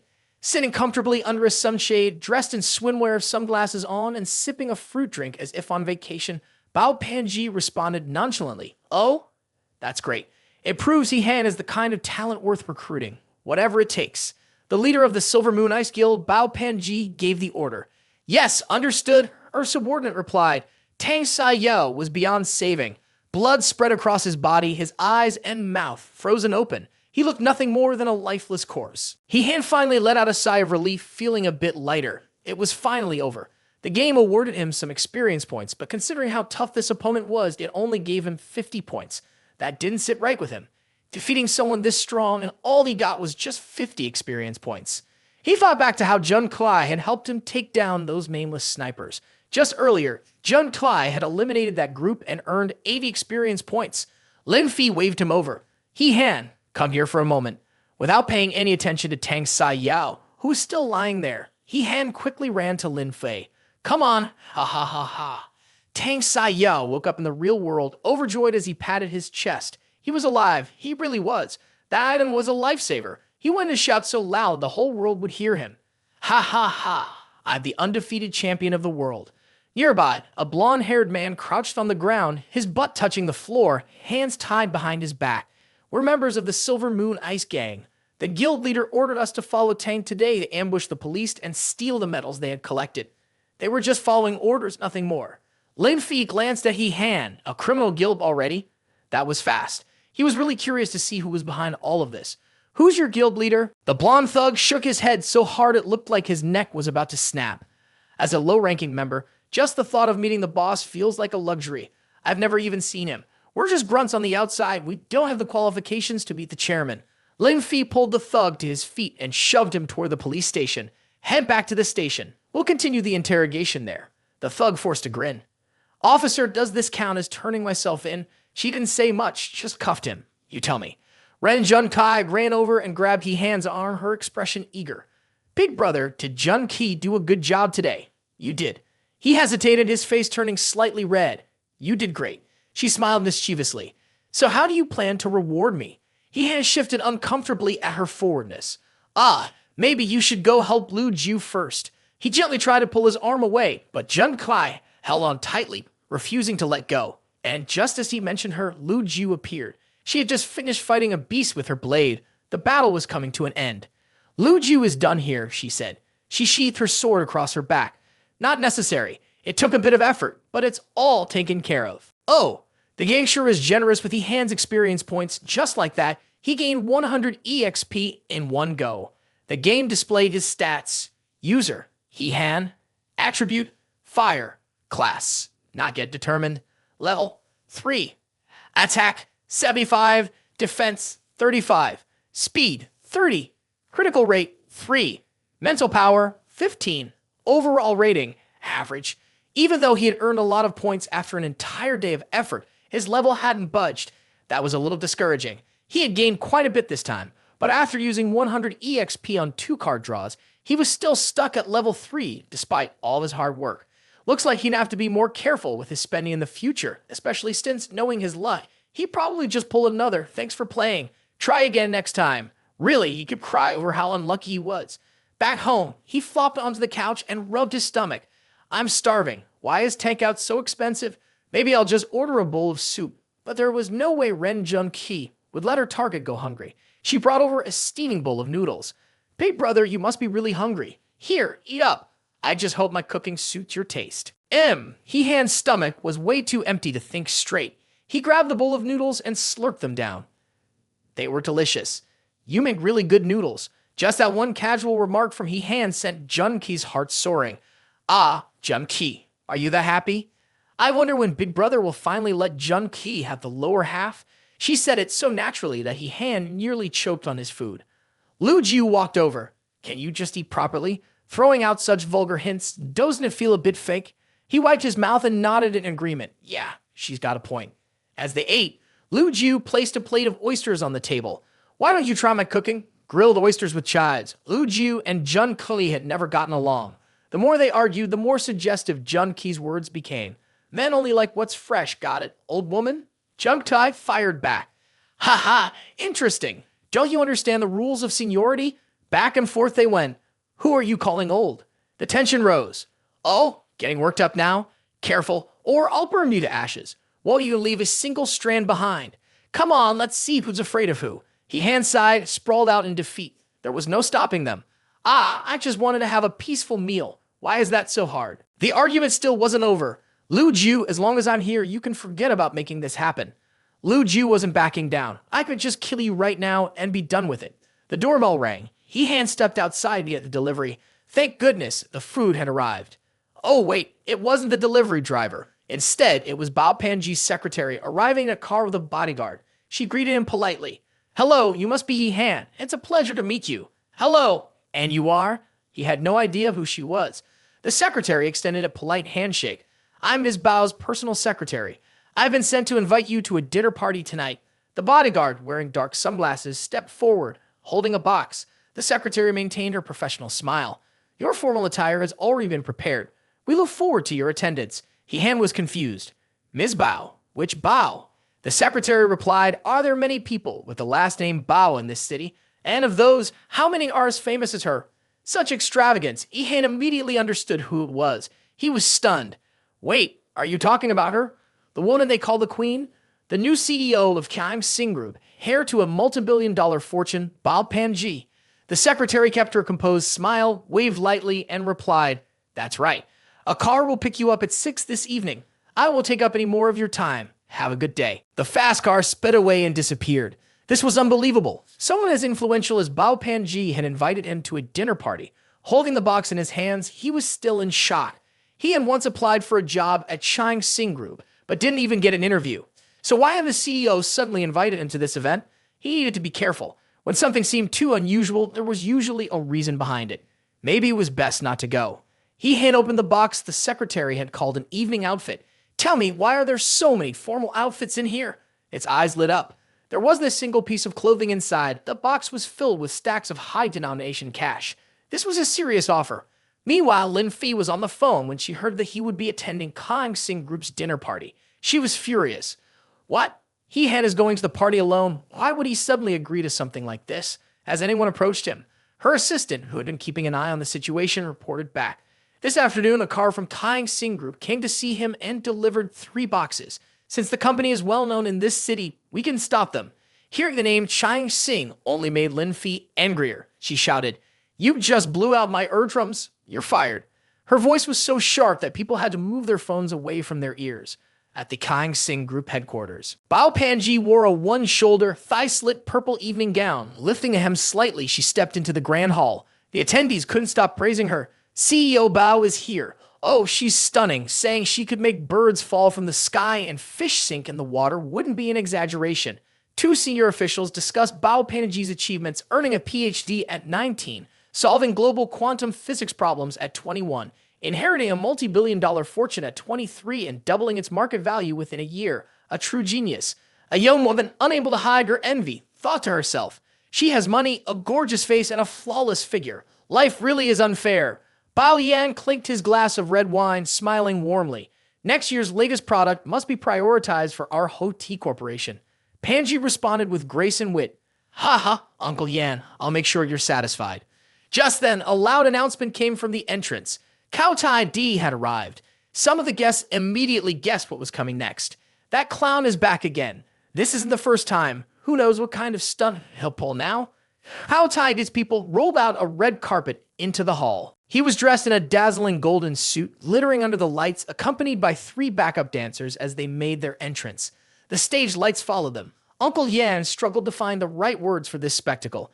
The performance was unbearably over the top, and it seemed like only Cao Tai Di would have the confidence to sing something like this. Dancing as he greeted the crowd, he called out, "Good evening, baby. You're beyond comparison."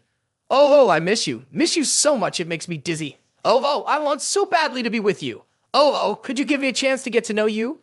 It wasn't exactly inappropriate, but in this crowd, it was definitely towing the line. One of the male guests muttered under his breath, "So tacky." Almost immediately, the woman next to him whispered, "But that guy's dad is the chairman of our provincial city. Don't mess with him." After the song ended, Tai Di attempted a signature slide move inspired by a famous soccer player, but failed spectacularly. His knees hit the floor, and he skidded forward, clutching a bouquet of red roses. Bao Panji ignored him completely, deliberately walking in the opposite direction to avoid his landing spot. A bodyguard helped Tai Di up, but he immediately took off after her, calling out, "You can't escape me. Turn around and experience my passionate charm." He puckered his lips dramatically in an exaggerated attempt at flirtation, but instead of being charming, it came off as utterly cringeworthy, making everyone around him visibly uncomfortable.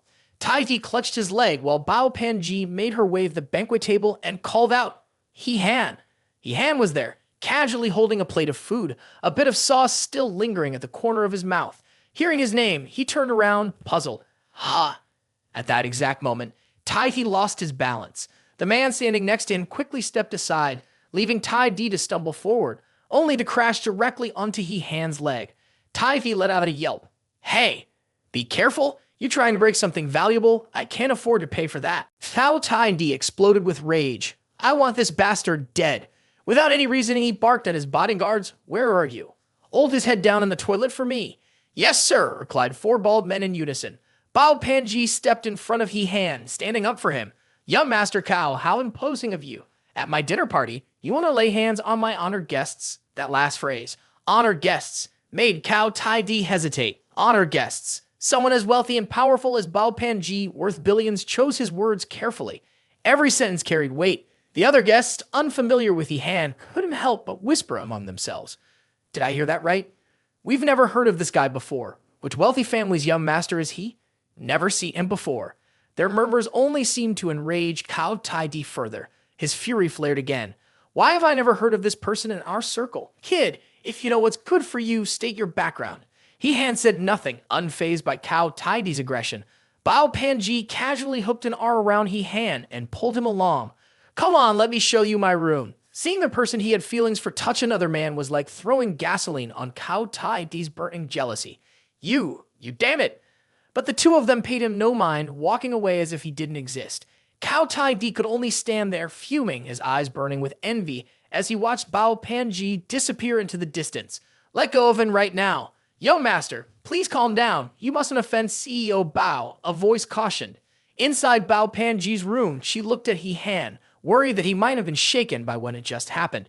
She reassured him gently that was just a little fun in the moment. Don't take it too seriously. She sat down and took off her socks, a playful smile on her face. The atmosphere suddenly felt a little ambiguous.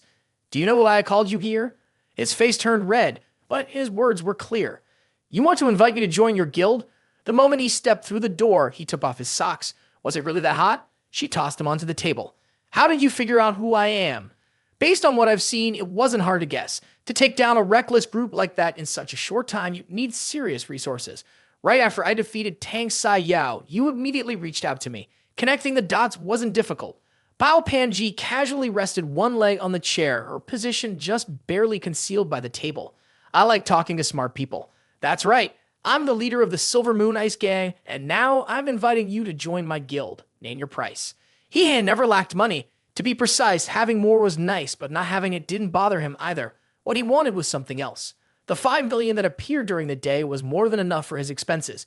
He leaned against the table, tilting his head slightly, his eyes burning with a sharp, icy fire. I don't need money. If you want me to join, you'll have to offer me something I'm actually interested in. Bao Panji lowered her leg. Very few people had ever dared to set conditions for her, and now he was even negotiating terms with her.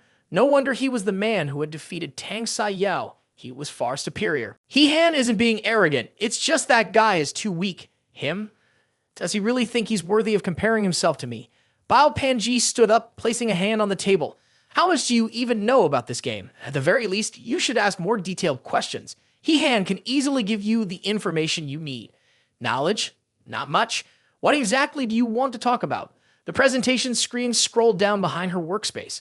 I've been interested in it since the day it was released. Bao Panji is incredibly skilled in programming, but the way you're drawn to this game is something else entirely. The developer of this game must be a genius. I've tried countless times to hack into the backend and extract data, but I've never succeeded.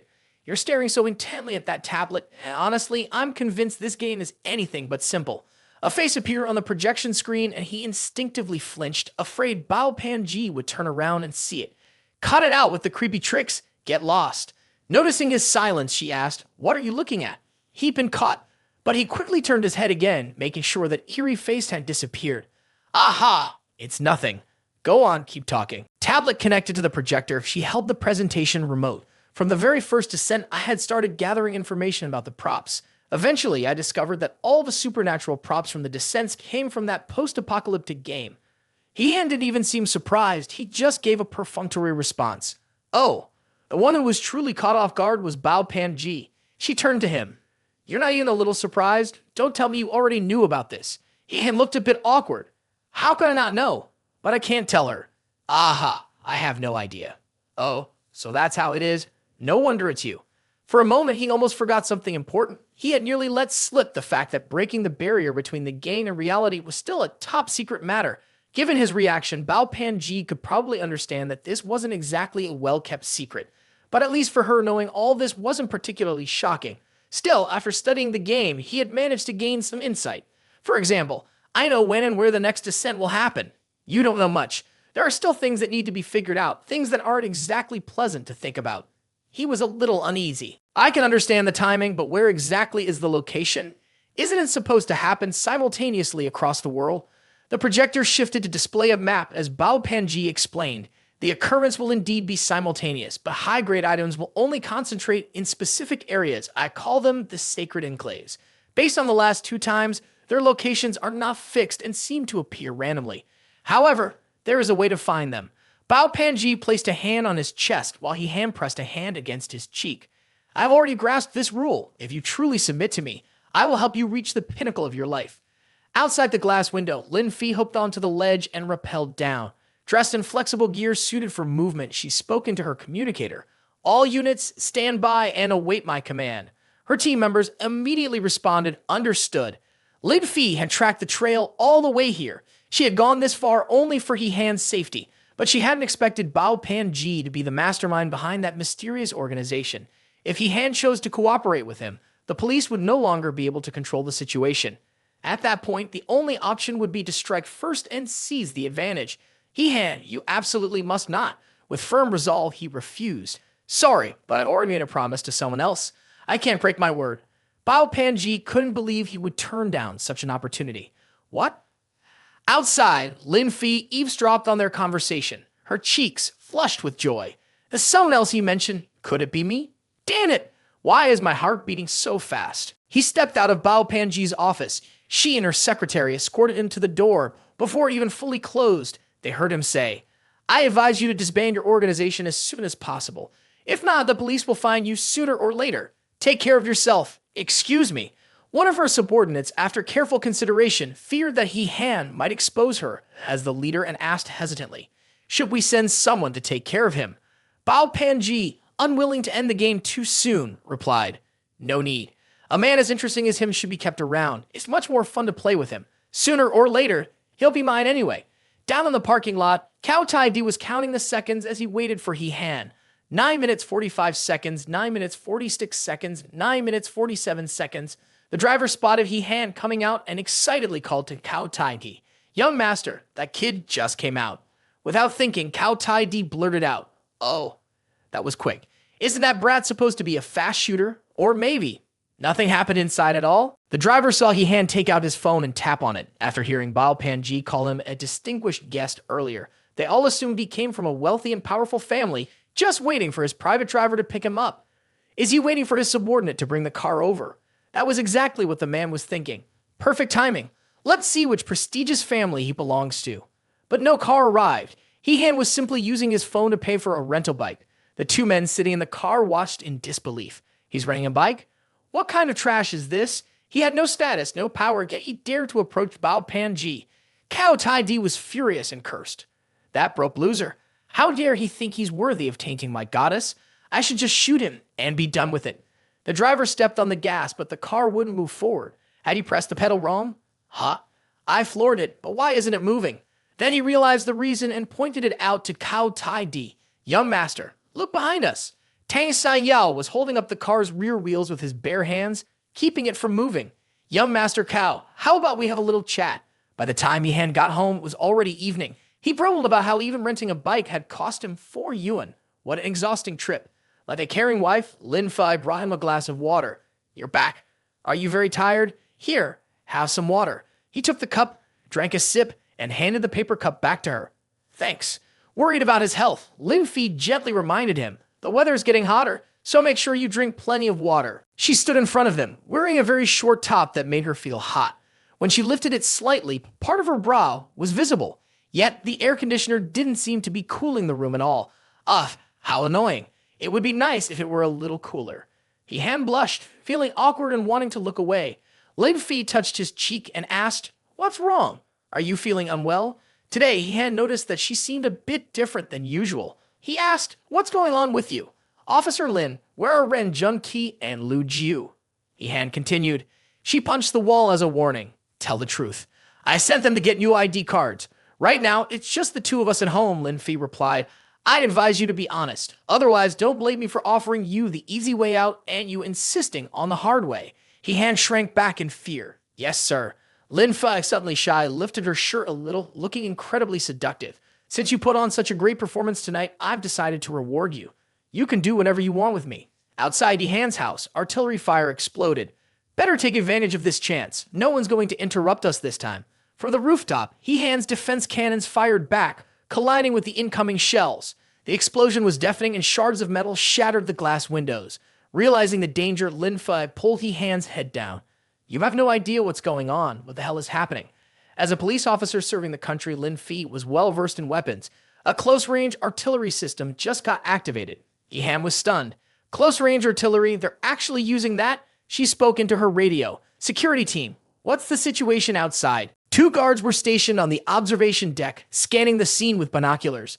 Reporting to Lin Fei, short-range cannons detected, radar has identified and initiated automatic interception. The safe house remains intact. Only a few doors need repairs. The cannons' firing positions were locked in. Cao Tai-di stood at a safe distance, his mind in turmoil. Who in their right mind installs short-range cannons in their own house? What kind of person is that kid anyway? This is a disaster. Not only did we fail to take him out, but we also messed everything up. Tang Sai-yao leaned casually against the car, completely unfazed. Relax. That was just target practice. With a flick of his wrist, Tang Sai-yao summoned several dark purple seeds. Now, the real battle begins. As the seeds hit the ground, the earth trembled. cracking open. From beneath the surface, cicada-like creatures emerged, each one armed with cannons mounted on their backs. Cao Tai Di, an ordinary human, could only gape in shock, his eyes and mouth widening uncontrollably. This is level 2 exploding cicada, confirmed. The cicadas are firing. Lin Fi spoke into the radio, immediately calling in the riot control unit. If they dared to use cannons, they definitely have more weapons. He had looked out the window. The cannons fell like New Year's fireworks, raining down nonstop. 2 soldiers stood there, dumbfounded, as if the world were ending. Boom! The scene erupted in flames, fire raging wildly. Cao Tai Di felt a rush of satisfaction, finally venting his anger. Ha ha ha ha ha! This feels amazing. This is exactly what happens to anyone who dares to steal my woman. Tang Sai Yo, however, wasn't celebrating yet. He pushed the door open, stepped inside, and said to Cao Tai Di, "Let's go." Next location, keep playing with him. Cao Tai Di was still riding his high, convinced that he had perished in the fire. Why go to the next location? That bastard was blown to pieces, wasn't he? But Tang Sai Yo had learned his lesson from his last failure against He Han. He no longer celebrated too soon. Relax. That guy has unbelievable luck. Besides, letting him die that easily would be far too kind. Meanwhile, he had already suited up in armor, carrying Lin Fi out of the collapsing house. That was close. A second later, and we'd have been blown to bits. He clenched his jaw. How much hatred does it take to turn someone's home into a pile of ashes? No matter what, this is too much. Lin Fi, furious, gritted her teeth. Unbelievable. Absolutely reckless. The next morning, she arrived at Chang Sing Corporation as a police officer. Finding a reason to get in anywhere wasn't difficult. Lin Fi kicked open the boardroom door of Bao Panji's office, her anger blazing. Bao Panji asked calmly, "Officer, what's the matter?" Lin Fi held up an arrest warrant. "CEO Bao, we suspect you of direct involvement in a terrorist attack. Please come with us." An arrest warrant? To the employees of the corporation, Bao Panji was no ordinary person. They were outraged. What kind of joke is this? Someone slammed the table. Do you even know who CEO Bao is? Bao Panji's bodyguards immediately surrounded Lin Fi and the officers. But Bao Panji remained completely composed, not moving from her chair.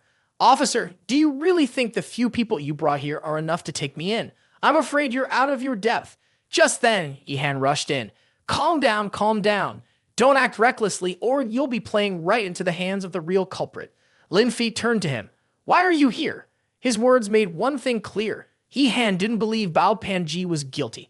That realization brought Lin Fi a sense of relief. She wasn't sure when, but at some point, she had started caring about what he thought of her.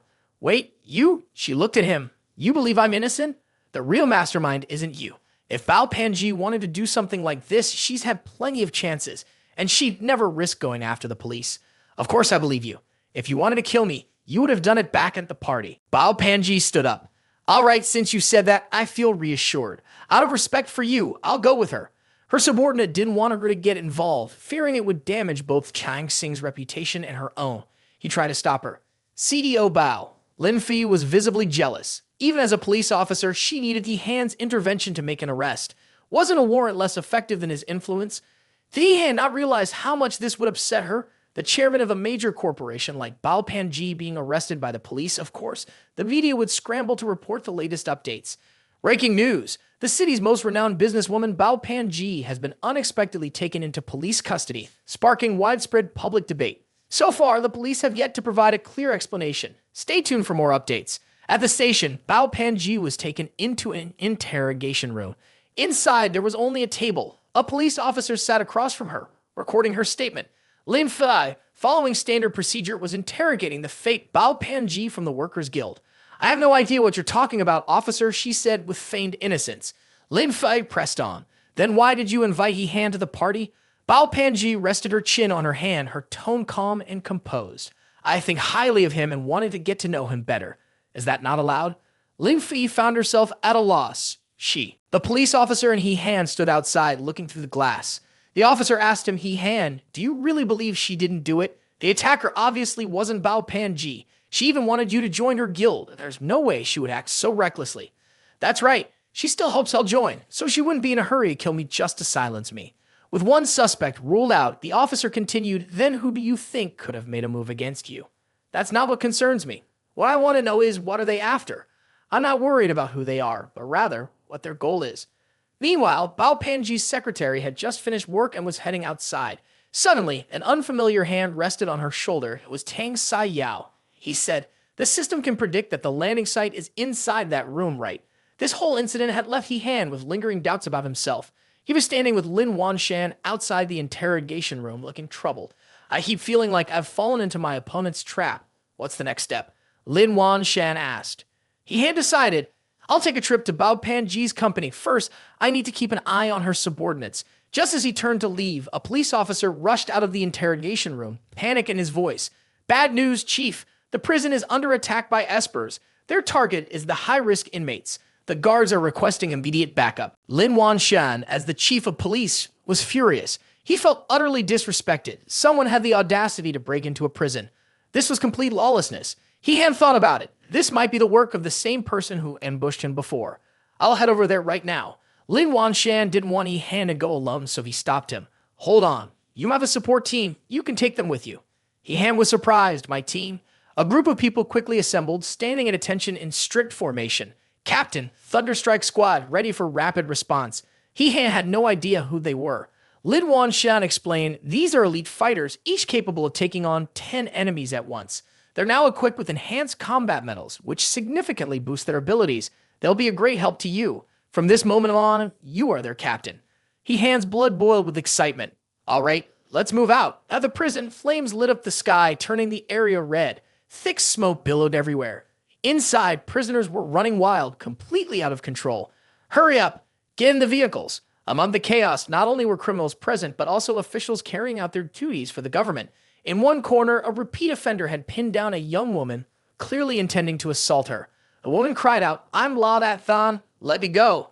Suddenly, a fireball shot in from a distance, hitting the criminal square in the face. The impact sent him tumbling across the floor, crashing into a wall. The woman was saved. Nearby prisoners, witnessing this, recoiled in fear. Who the hell was that? He Han, clad in his blue dragon armor, stood before the criminals and commanded his squad, "Arrest them all. If anyone resists, deal with them on the spot." His team responded loud and clear. But it wasn't just his squad of elite fighters. He Han also had the support of a system that brought superheroes and fictional characters to life. The sight alone sent the criminals into a panic sprint. This is too much, completely ruthless. The criminals were soon captured. A squad representative reported to He Han, "Captain, the situation is under control. The number of escaped prisoners is still within our estimates, but the true mastermind lurking in the shadows was still unaccounted for." He Han asked, "What about the superpowered criminal who broke into the prison? Not only did we fail to capture him, but we didn't even catch a glimpse. No traces, no clues. Looks like he fled before we got here. Then it hit him." This was a diversion.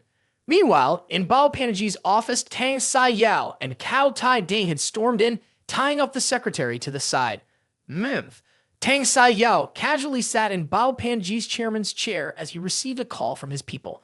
"He Han is on his way here." "Perfect. I'll be waiting." Unlike him, Cao Tai Di was nervous. He lacked the strength to go up against He Han for what they were after. He urged Tang Sai Yao, "We need to run. If we get caught, we're done for. Let's go now." Tang Sai Yao crushed the phone in his hand. "Don't worry this time. I'll make sure he never leaves this place alive." Riding a phoenix, Ren Jun-ki arrived at Chiang Sing. He held her hand as they landed. "Well done. You made a huge contribution this time." Ren Jun-ki wanted to help. "Let me go up there with you." He Han came to check on the situation. Before even stepping inside, he saw several people lying dead, having killed each other. As expected, something was off. He walked in just in time to see Tang Sai Yao coming out. "He Han, I've been waiting for you for a long time." Seeing him was like seeing a ghost. He couldn't hide his shock. "Aren't you supposed to be dead? I killed you myself." Tang Sai Yao laughed loudly, clearly enjoying the moment. "Ha! Surprised, aren't you? I died, but here I am, alive again. Let me tell you the truth, this body of mine is now immortal. You can't kill me." Wasting no time, He Han lunged forward with Ren Jun-ki. "Then there's no need to kill you. We'll just capture you and throw you in prison." Tang Sai Yao remained unfazed, not even trying to dodge. He raised a hand, casting a spell. "Capture me? Let's see if you can even get out of this first." 4 small circles lit up beneath their feet, glowing with a blue light. In an instant, they expanded into 4 towering walls of blue energy, trapping He Han and Ren Jun-ki inside. What is this? He Han didn't care. As long as he could break out, they could deal with everything else later. Break through. He gathered his strength and kicked at the glowing barrier. Ah! Tang Sai Yao stood confidently behind the wall. Clearly, brute force alone wouldn't be enough to break through it. He had traveled to another world, so why had he suddenly returned here? He had unlocked his phone. System, what the hell is this? The system decoded it. This is a level 5 item, imaginary world. Anyone trapped inside will fall into an illusion. Unless the formation is broken from the outside, they'll be stuck here until they die. So this is a dead end for me? Does that mean there's no way out? For others, there would be no way to break free. But for you, there's still a chance to survive. Now is the time to unlock the first seal of Ren Jun Ki. Ren Jun Kai had fallen into this place with him. Hearing the system's words, she immediately understood the implication and her face turned slightly red. Ha! He Han, unaware of anything, asked seriously, "Unlock the seal? How?" The system displayed a demonstration image, of course like this, do it once to expand your happy future. He Han was speechless. So, one shot to embrace a bright future. The system then flashed multiple images on the screen and urged him, "Come on, hurry up and pick any position from these." Furious, He Han threw his phone aside. "Are you afraid she won't be able to collect my tadpoles or something? Is this a scam? Do you just want her to kill me off quickly?" This is generated by the system. It understands perfectly well. Let me explain, characters in the game also have a designated synchronization period. Hearing this from the system, He Han's voice softened slightly. A synchronization period? So, during this time, their energy can be freely released without any restrictions. Being a system designed to assist players, it reassured He Han with a confident response. "Rest assured, I created these characters myself. They are completely stable during the synchronization period." They also possessed hidden abilities. Each time they synchronize, their strength increases by 1 level, making it easier to break through illusions. He Han was pleased. He raised his jade-like finger in admiration of the system's meticulous design, along with the confirmation provided by the game's mechanics. Additionally, after synchronization, they can form a unique bond with you, enhancing your combat power significantly. The system said no more. He Han turned to Ren Jun Ti and gently took her hand. "Jun Ti, the situation is urgent. I'm afraid I'll have to rely on you for this." Both of them exchanged glances, their expressions tinged with anticipation and resolve. Ren Jun Tai met his gaze and replied, "No, it's not a burden at all. I'm willing." No matter how talented he was, He Han was still just a man. After handling everything, his instincts would inevitably awaken. He looked at Ren Jun Ki, a sense of anticipation rising within him. Finally, he could reach out and touch her, a joy beyond words. Ren Jun Kai placed her complete trust in He Han, feeling entirely at ease under his protection. As night fell, the sea became both poetic and mysterious. This desolate, shadowy place had finally witnessed the moment she had long dreamed of. The dream that Ren Jun Kai had nurtured for so long had finally become a reality. Time passed, breaths grew heavier. Beneath the vast, dark night, it was an unforgettable experience, one filled with overwhelming happiness. Even so, He Han couldn't allow himself to be distracted. He had to make the most of his time and continue moving forward. There was no room for delay. Amidst the suggestive atmosphere, everything seemed to blend together seamlessly. When it was all over, He Han spoke up, "System, has the seal been lifted now?" The answer was clear. Ren Jun Ki's second form had finally been activated, stepping into her spiritual state. Tang Sai Yao was still in Kang Sing, leaving He Han struggling in a swamp with no one to save him. His pitiful state only fueled Tang Sai Yao's excitement. "Yes, I really want to see your face filled with despair every single moment." A few bolts of energy from He Han were hurled toward Tang Sai Yao, at the flames that erupted caught him off guard. What? He Han, along with the spirit form of his past self, Ren Jun Ki, appeared in front of Tang Sai Yao. He couldn't believe he had escaped. How was that possible? He Han's presence was overwhelming. "It looks like I'm not the only one who's immortal. My life is just as long as yours." Tang Sai Yao quickly stood up and cast a spell. "Then I'll personally send you on your way." Equipped with an A-rank weapon, the Twin Blades of Storm, he lunged forward to strike. He Han, clad in his Blue Dragon battle armor, was shocked when a chunk of it was sliced clean off by Tang Sai Yao's Twin Blades. He couldn't believe his legendary armor had been breached. The system message appeared on his screen. "The Twin Blades of Storm can cut through any protective armor. You have no choice but to attack." The spirit form can transform into any weapon. He had regained his composure and continued fighting. "Then let's test the effectiveness of soul binding. Jun Ti, come on." Tang Sai Yao leaped up, gripped the blade firmly, and struck down with force.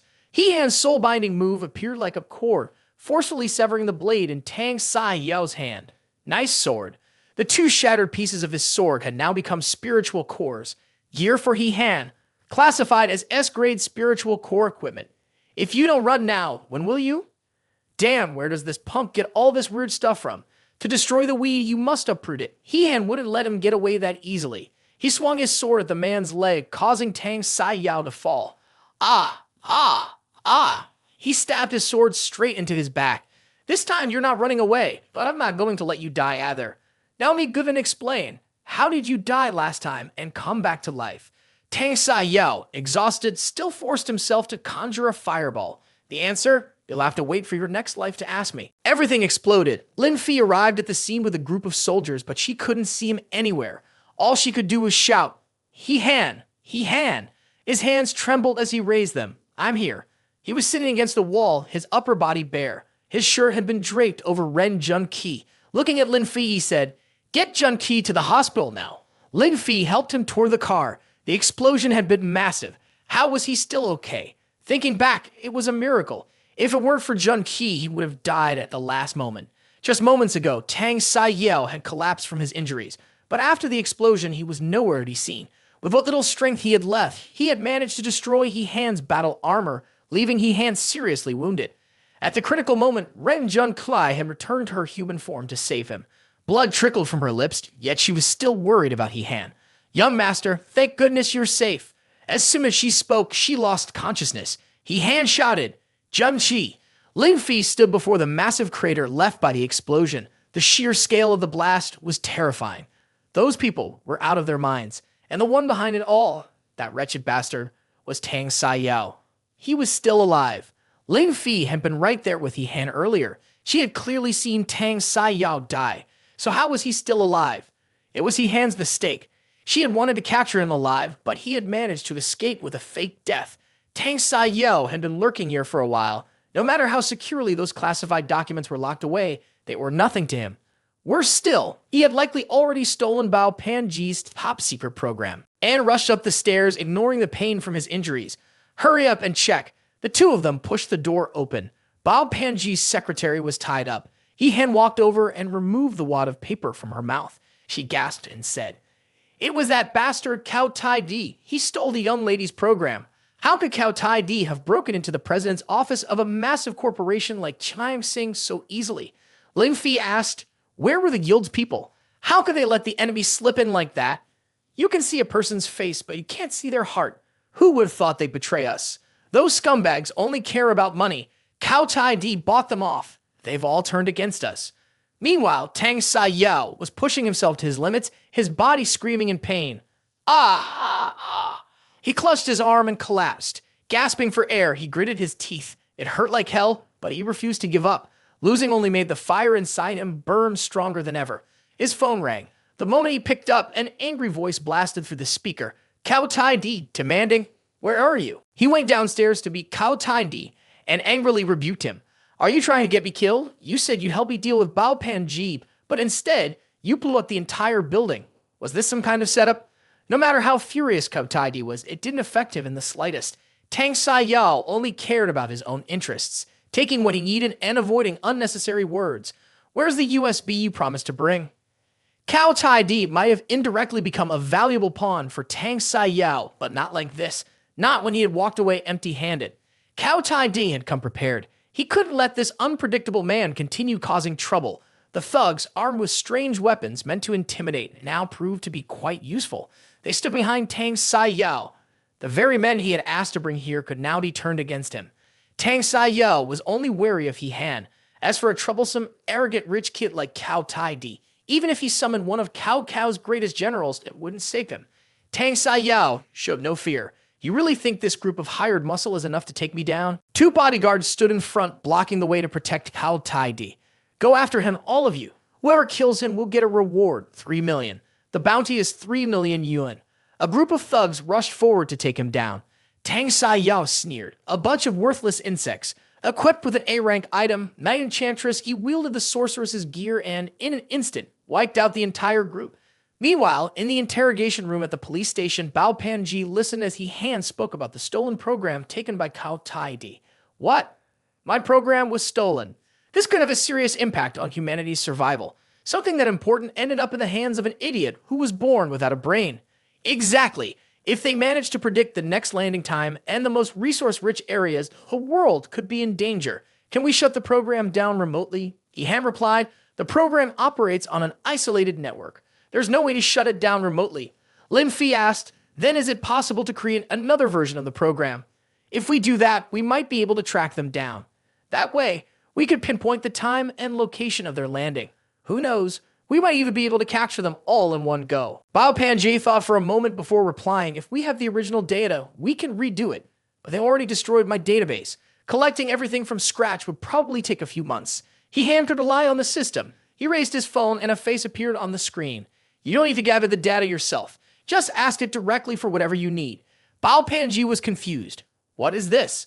Simply put, the system is the game publisher. He had explained it's complicated to break down, but to put it simply, it's an evolved intelligence based on me and also the game's publisher. The system cheerfully responded, hey, that's right. I'm the genius you're talking about. Bao Panji hadn't known something like this was possible. A game publisher that's actually an artificial intelligence? He had asked the system, can you provide all the data she needs? That's your only real advantage. The system eagerly responded, of course. Luckily, it's not too late. He hand smiled, good. That means we still have a chance to turn things around. Anything is possible as long as you and those two double fly together. Seeing his men beaten to death, Cao Tai Di stumbled back in fear, staring at Tang Sai Yao as if he were some kind of monster. Ayu. More than half of the gangsters were already dead, and the survivors stood frozen in terror. Tang Sai Yao rested his blade on his shoulder and waved them forward. What's wrong? Afraid to come at me now? Keep going. Let's use this chance to level him up. That'd be great. So, just by taking down these weaklings, he could gain levels. Tang Sai Yao lowered his blade, dragging it across the brick floor. Sparks flew from the friction, making the remaining thugs shudder in fear. Whatever.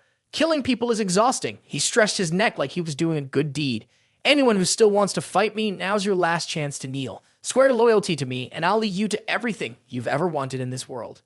For the sake of their lives and the bright future ahead of them, they all dropped to their knees, bowing to their new leader. Tang Sai Yao didn't respond. They thought about something else. Right, with so many people like this, spending money probably isn't a big deal, huh? When it came to money, it could only be the money of this rich but talentless young master. He turned around and glanced at Cao Tai Di. Didn't you say you had a lot of money? Gone was the pampered young master who had always lived in luxury.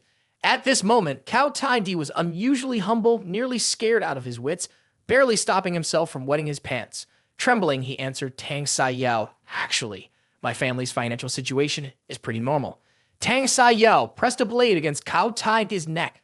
Call your father. Tell him to hand over 300 million. If not, he can prepare to collect his son's corpse. Cao Tai Di and his bodyguards reacted faster than they could think. Instead of jumping into the cars beside them, they scattered in all directions in a panic. Oh my god! Tang Sai Yao just turned those guys against their own boss. Get him. They chased after Cao Tai Di. Stop right there. Poor Cao Tai Di. Someone save him. Tang Sai Yao was hungry for power. He truly believed he was already within reach of the throne. With money and loyal followers, the only thing left was that program. Once he had it, taking over the world would be just a matter of time. He Han, just accept your fate and wait for death. The three of them arrived at the Rose Hotel. Lin Fi, pretending to be asleep, lay down on the bed. The system's earlier words lingered in their minds as they made their way here. He Han, always considerate, turned to Bao Panji and said, Miss Bao, if you change your mind, it's not too late. Bao Panji hesitated for a moment before taking a deep breath. To reclaim what I've lost, this is the only option I have left. I'm going to take a shower. Seeing her resolve, he hand nodded. As long as we face this together, it'll be easier to handle. Just then, the system's interface flickered onto the TV screen. This is fascinating. The data from this scenario is extremely valuable, so make sure you don't hold back. He hand frowned, his expression darkening. It's one thing for people to have strange thoughts, but dedicating an entire system to analyzing them is another level. Is there anything more invasive than you? Forcing people into things they wouldn't normally do. The system responded with a smirk. How do you know this isn't exactly what they want? He hand narrowed his eyes. What are you implying? The system remained unfazed. I can monitor biometric data, heart rate, pulse frequency, and hormone levels through the electronic devices you're wearing. Based on her data, it can be inferred that she has been moved by you for a long time. Upon hearing this, he cursed at the system, but quickly changed his attitude. As expected of the boss. Thanks a lot. At that moment, Tang Sai Yao was still busy recruiting more subordinates in preparation for her plan. A high heel flew past and landed right in front of He Han, making him jump as he came face to face with the system. Lin Fei lazily said, "I want to rest. If you make any more of those obscene noises, I'll cripple you."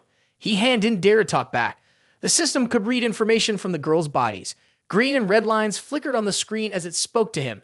"Don't worry, her estrogen levels have increased. She's just putting on a tough front right now." A fair, delicate hand wrapped around He Han from behind. In that brief moment of shock, he felt Bao Panji tighten her embrace around him. She softly asked, "Do you know why I agreed to accept you?" "Not just because of what you've been through, but more importantly, because it was the first time I met someone as confident and composed as you. Everyone else always treats me with such reverence and politeness, their eyes filled with desire. No matter how talented He Han is, he can't completely escape human desires. It's just that he's always surrounded by people like Bao Panji, so when he met her, to him, she was nothing out of the ordinary. She mistakenly thought he was special, that he was the only one who could remain indifferent to her beauty, standing before her so effortlessly composed. He Han, that's not quite right. How could He Han look down on you? It's not that I disregard you, it's just that my reflexes are a little fast." As He Han turned his head, she kissed him. Bao Panji pushed him onto the bed and sat on top of him. Wait, do you want me to lie down?" Lin Fei hadn't joined in yet. She felt like she was being disturbed, but stayed silent. Bao Panji gently held her and said, "Doesn't the system love watching this kind of thing? Then let it enjoy the show to its heart's content. Since joining the police academy, I have become the center of everyone's attention. Although there were those who pursued me, Lin Fei had long been trained to become an elite police officer, prioritizing the mission of ensuring security. Naturally, her strength and skills reflected this. The men, no matter how strong, could not defeat Lin Fei. It wasn't that they were weak. It was simply that she was too outstanding. When judged by Lin Fei's standards, in her eyes, they didn't appear strong at all. How could those who lacked the ability ever hope to conquer me? Later, I joined the special intelligence team thanks to my outstanding achievements, which make fewer people dare to approach me. Except for that flirtatious guy, Tang Sai Yao. No one else dared to come near. At that time, he had lived in a small, poor room. His lifestyle was carefree, even somewhat sloppy. The first time I met He Han, I thought he was just another useless fool. But after going through many experiences with him, his skills began to shine in critical moments, making me reconsider my opinion of him. And later, his attitude and actions led me to believe that perhaps he really was the one destined for me. They ignored Lin Fei's presence, each minding their own business, but she felt a strange discomfort. Now the one she considered the destined one was with another girl. This was truly odd. Bao Panji's voice broke through her thoughts. I can't take it anymore. How much longer will this take?" Bao Panji shifted slightly, her face showing a hint of exhaustion. He Han still hadn't shown any sign of satisfaction. "Is it still too early?" Bao Panji gently nudged Lin Fei, her voice a mix of jest and seriousness. "Hey, little sister, come here and help me." Lin Fei turned around and said, her voice somewhat irritated. "You two have no shame. Don't think that She couldn't finish her sentence because the scene before her made it impossible to continue. Bao Panji felt as though she had entered a completely different space. Her voice trembled. How can this man belong to just one person? Accept it. Let's help each other. Lin Fei blushed but still maintained a firm attitude. "Enough, don't exaggerate," she said. Lin Fei waved Bao Panji off and then walked out. Bao Panji stood motionless, her body weary, finally finding a bit of peace. Lin Fei took Bao Panji's place and lay down beside He Han. He looked at her and asked, "So, can I proceed?" Lin Fei raised an eyebrow and replied, "Go ahead, I want to see what you can do." The next scene unfolded and Lin Fei couldn't contain the pain she felt, saying, "Slow down, don't be too rough, I can't take it." In the end, Lin Fei felt as though she had reached her limit and cried out, "I can't take it anymore. Let me know if you'd like any further adjustments." Will this really stop? Even after it was over, she still couldn't believe her own decision, and yet she accepted it. Doing something this strange, yet somehow miraculous. He hand tapped on the screen. "System, are you satisfied now?" No notification appeared on the screen, maybe because of what just happened. He hand couldn't have worse luck. What kind of situation was this? Could it really be unreadable? "Hey, come on, don't scare me like that." Lin Fei lay on the bed, waiting expectantly, but something didn't seem right. No way. The system didn't display anything on the screen, only a voice echoed. "No, I'm fine. It's just that your data earlier was too abundant." No, actually, it was so rich that I evolved again. The smiling face was gone. Instead, a small girl with green hair appeared. He had never expected the one discussing serious matters with him would turn out to be a girl. "What? You're a girl?" The system responded, "Enough with the pointless questions. I already sent you the data. You can construct the program framework now." Bao Panji immediately checked her laptop. It worked. Lin Fi couldn't wait either and sat down beside her. So, can you estimate when the next landing will happen? It still needs more time. He hand walked over to the window and pulled back the curtain. The landing time doesn't need to be estimated anymore. It's already begun. A futuristic, ultra-modern world unfolded beyond the window. He hand wanted things to move faster. To catch the troublemaker, we need to identify resource-rich areas as soon as possible to track down Tang Sai-Yeo. Lin Fei and He Han both gazed out through the glass. Each of them had nothing on but a towel. The landing has started. Are we still on time? Bao Panji asked, his expression serious as he sat on the bed with his laptop. Done. The laptop screen displayed a map crisscrossed with routes. Several green squares marked different areas, while a large red square highlighted a key location. The nearest resource-rich area was right there. He Han and Lin Fi moved toward Bao Panji's bed. All three of them wore solemn expressions, clad only in towels. Tang Sai-Yao definitely hasn't left the city yet, so there's no way he'll ignore this resource. But we've already missed a crucial moment. By the time we get there, it might be too late. If only we had instant teleportation. Bao Panji suddenly turned around, her captivating face framed by luscious red lips. With a playful smile, she said, "Well, what do you know? I have one." Right in front of the hotel entrance, streaks of purple light appear out of nowhere. They scroll together, forming a portal surrounded by crackling bolts of electricity. In an instant, the portal transported the three of them to an entirely different dimension. The Royal Hotel, huh? Fancy. How'd you get your hands on such high-end equipment? Bao Panji, stunning in her form-fitting red dress, casually tucked a strand of hair behind her ear, an effortless motion that only added to her irresistible charm. If I can run a massive guild, of course, I need to keep a few useful tools on hand. We'll definitely get there before Tang Sai-Yao.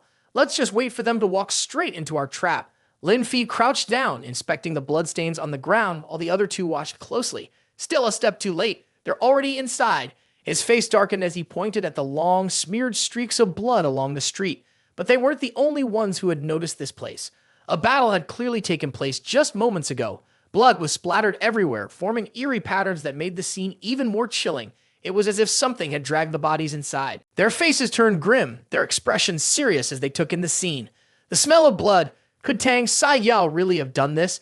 It doesn't seem like something a person would do, more like a wild beast. He Han felt a sense of unease creeping in. Things had already escalated to this point. There was no choice but to take the risk and go in. Let's go. We need to check it out. A chilling, almost suffocating darkness surrounded them. Bao Panji, feeling uneasy, shrank closer to He Han. Meanwhile, Lin Fi walked forward with confidence, his steps steady and fearless. Why is this hotel completely empty? And it's pitch dark. Someone must have sabotaged it. Should we call for backup?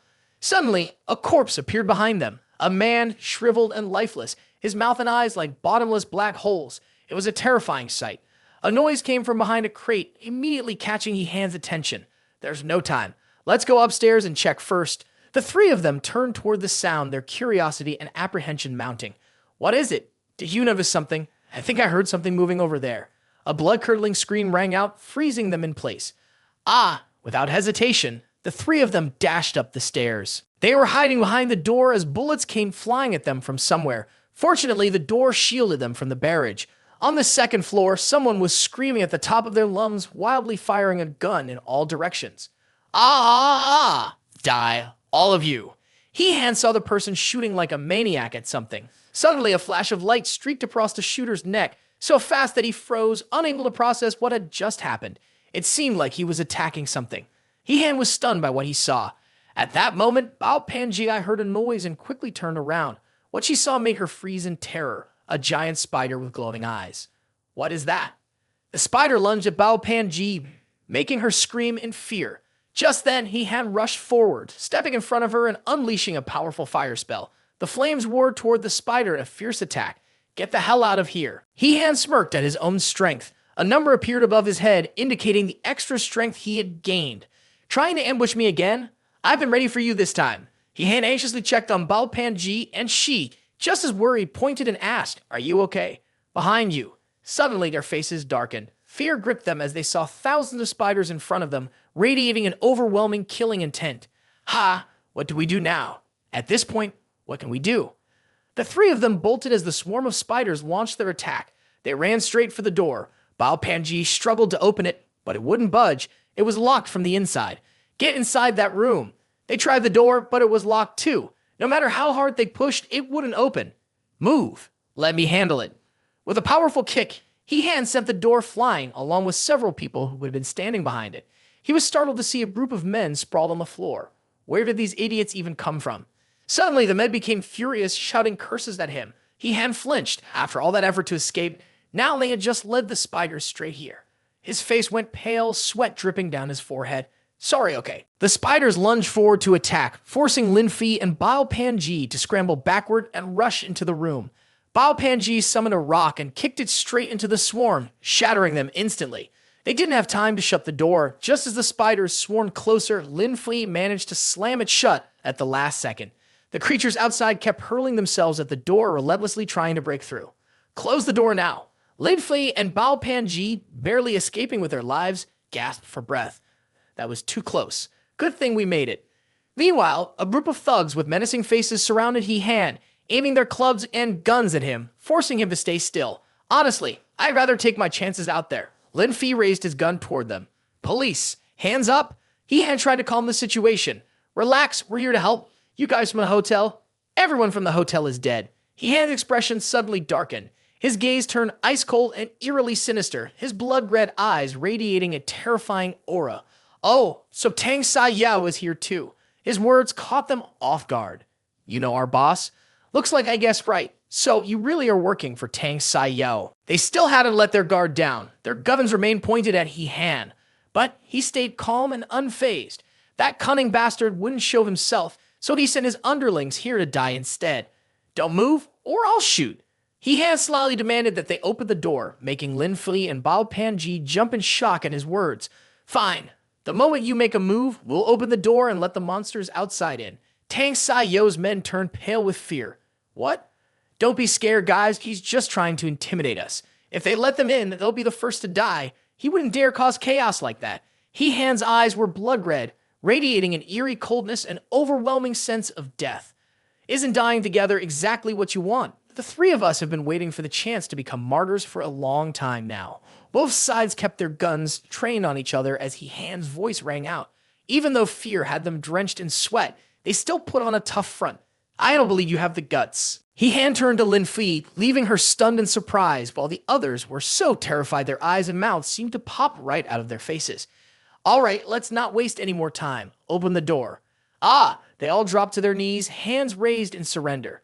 No, we surrender. He-Han stood proudly with his arms crossed, while Lin Fi and Bao Panji finally let out a sigh of relief. Well, I really thought you had some guts there. He-Han was interrogating one of them, while the rest were tied up together, guarded by Lin Fi. Be careful. Don't slack off. Yes, 2 hours ago, Boss Tang told me to bring 20 of the guys here, saying that high-level resources would appear. One of them started recounting their experience, explaining that they were attacked by spiders and tried to fight back with guns. But as soon as we got here, those spider monsters attacked us. They swarmed out like crazy. One of our guys got killed by them. He-Han questioned him sternly, where is Tang Sai Yao now? I don't know. He-Han dragged his subordinate roughly toward the door, making him cry out in pain. Come on, open the door. My Shan, the boss is building a camp on my Shan. He-Han threw him to the floor without mercy. My Shan, huh? A real hiding spot. Let's go find him. Oh. Lin Fi asked seriously, but how do we get out? I've seen how strong those spider demons are. One wrong move, and we're dead on the spot. He-Han cast a spell, and flames blazed around him. The spiders outside the door were sent flying by the sheer force of his power. Low-level creatures are definitely afraid of fire. He-Han rose into the air, flames swirling around him. The spiders recoiled in fear. If you want to die, go ahead and step forward.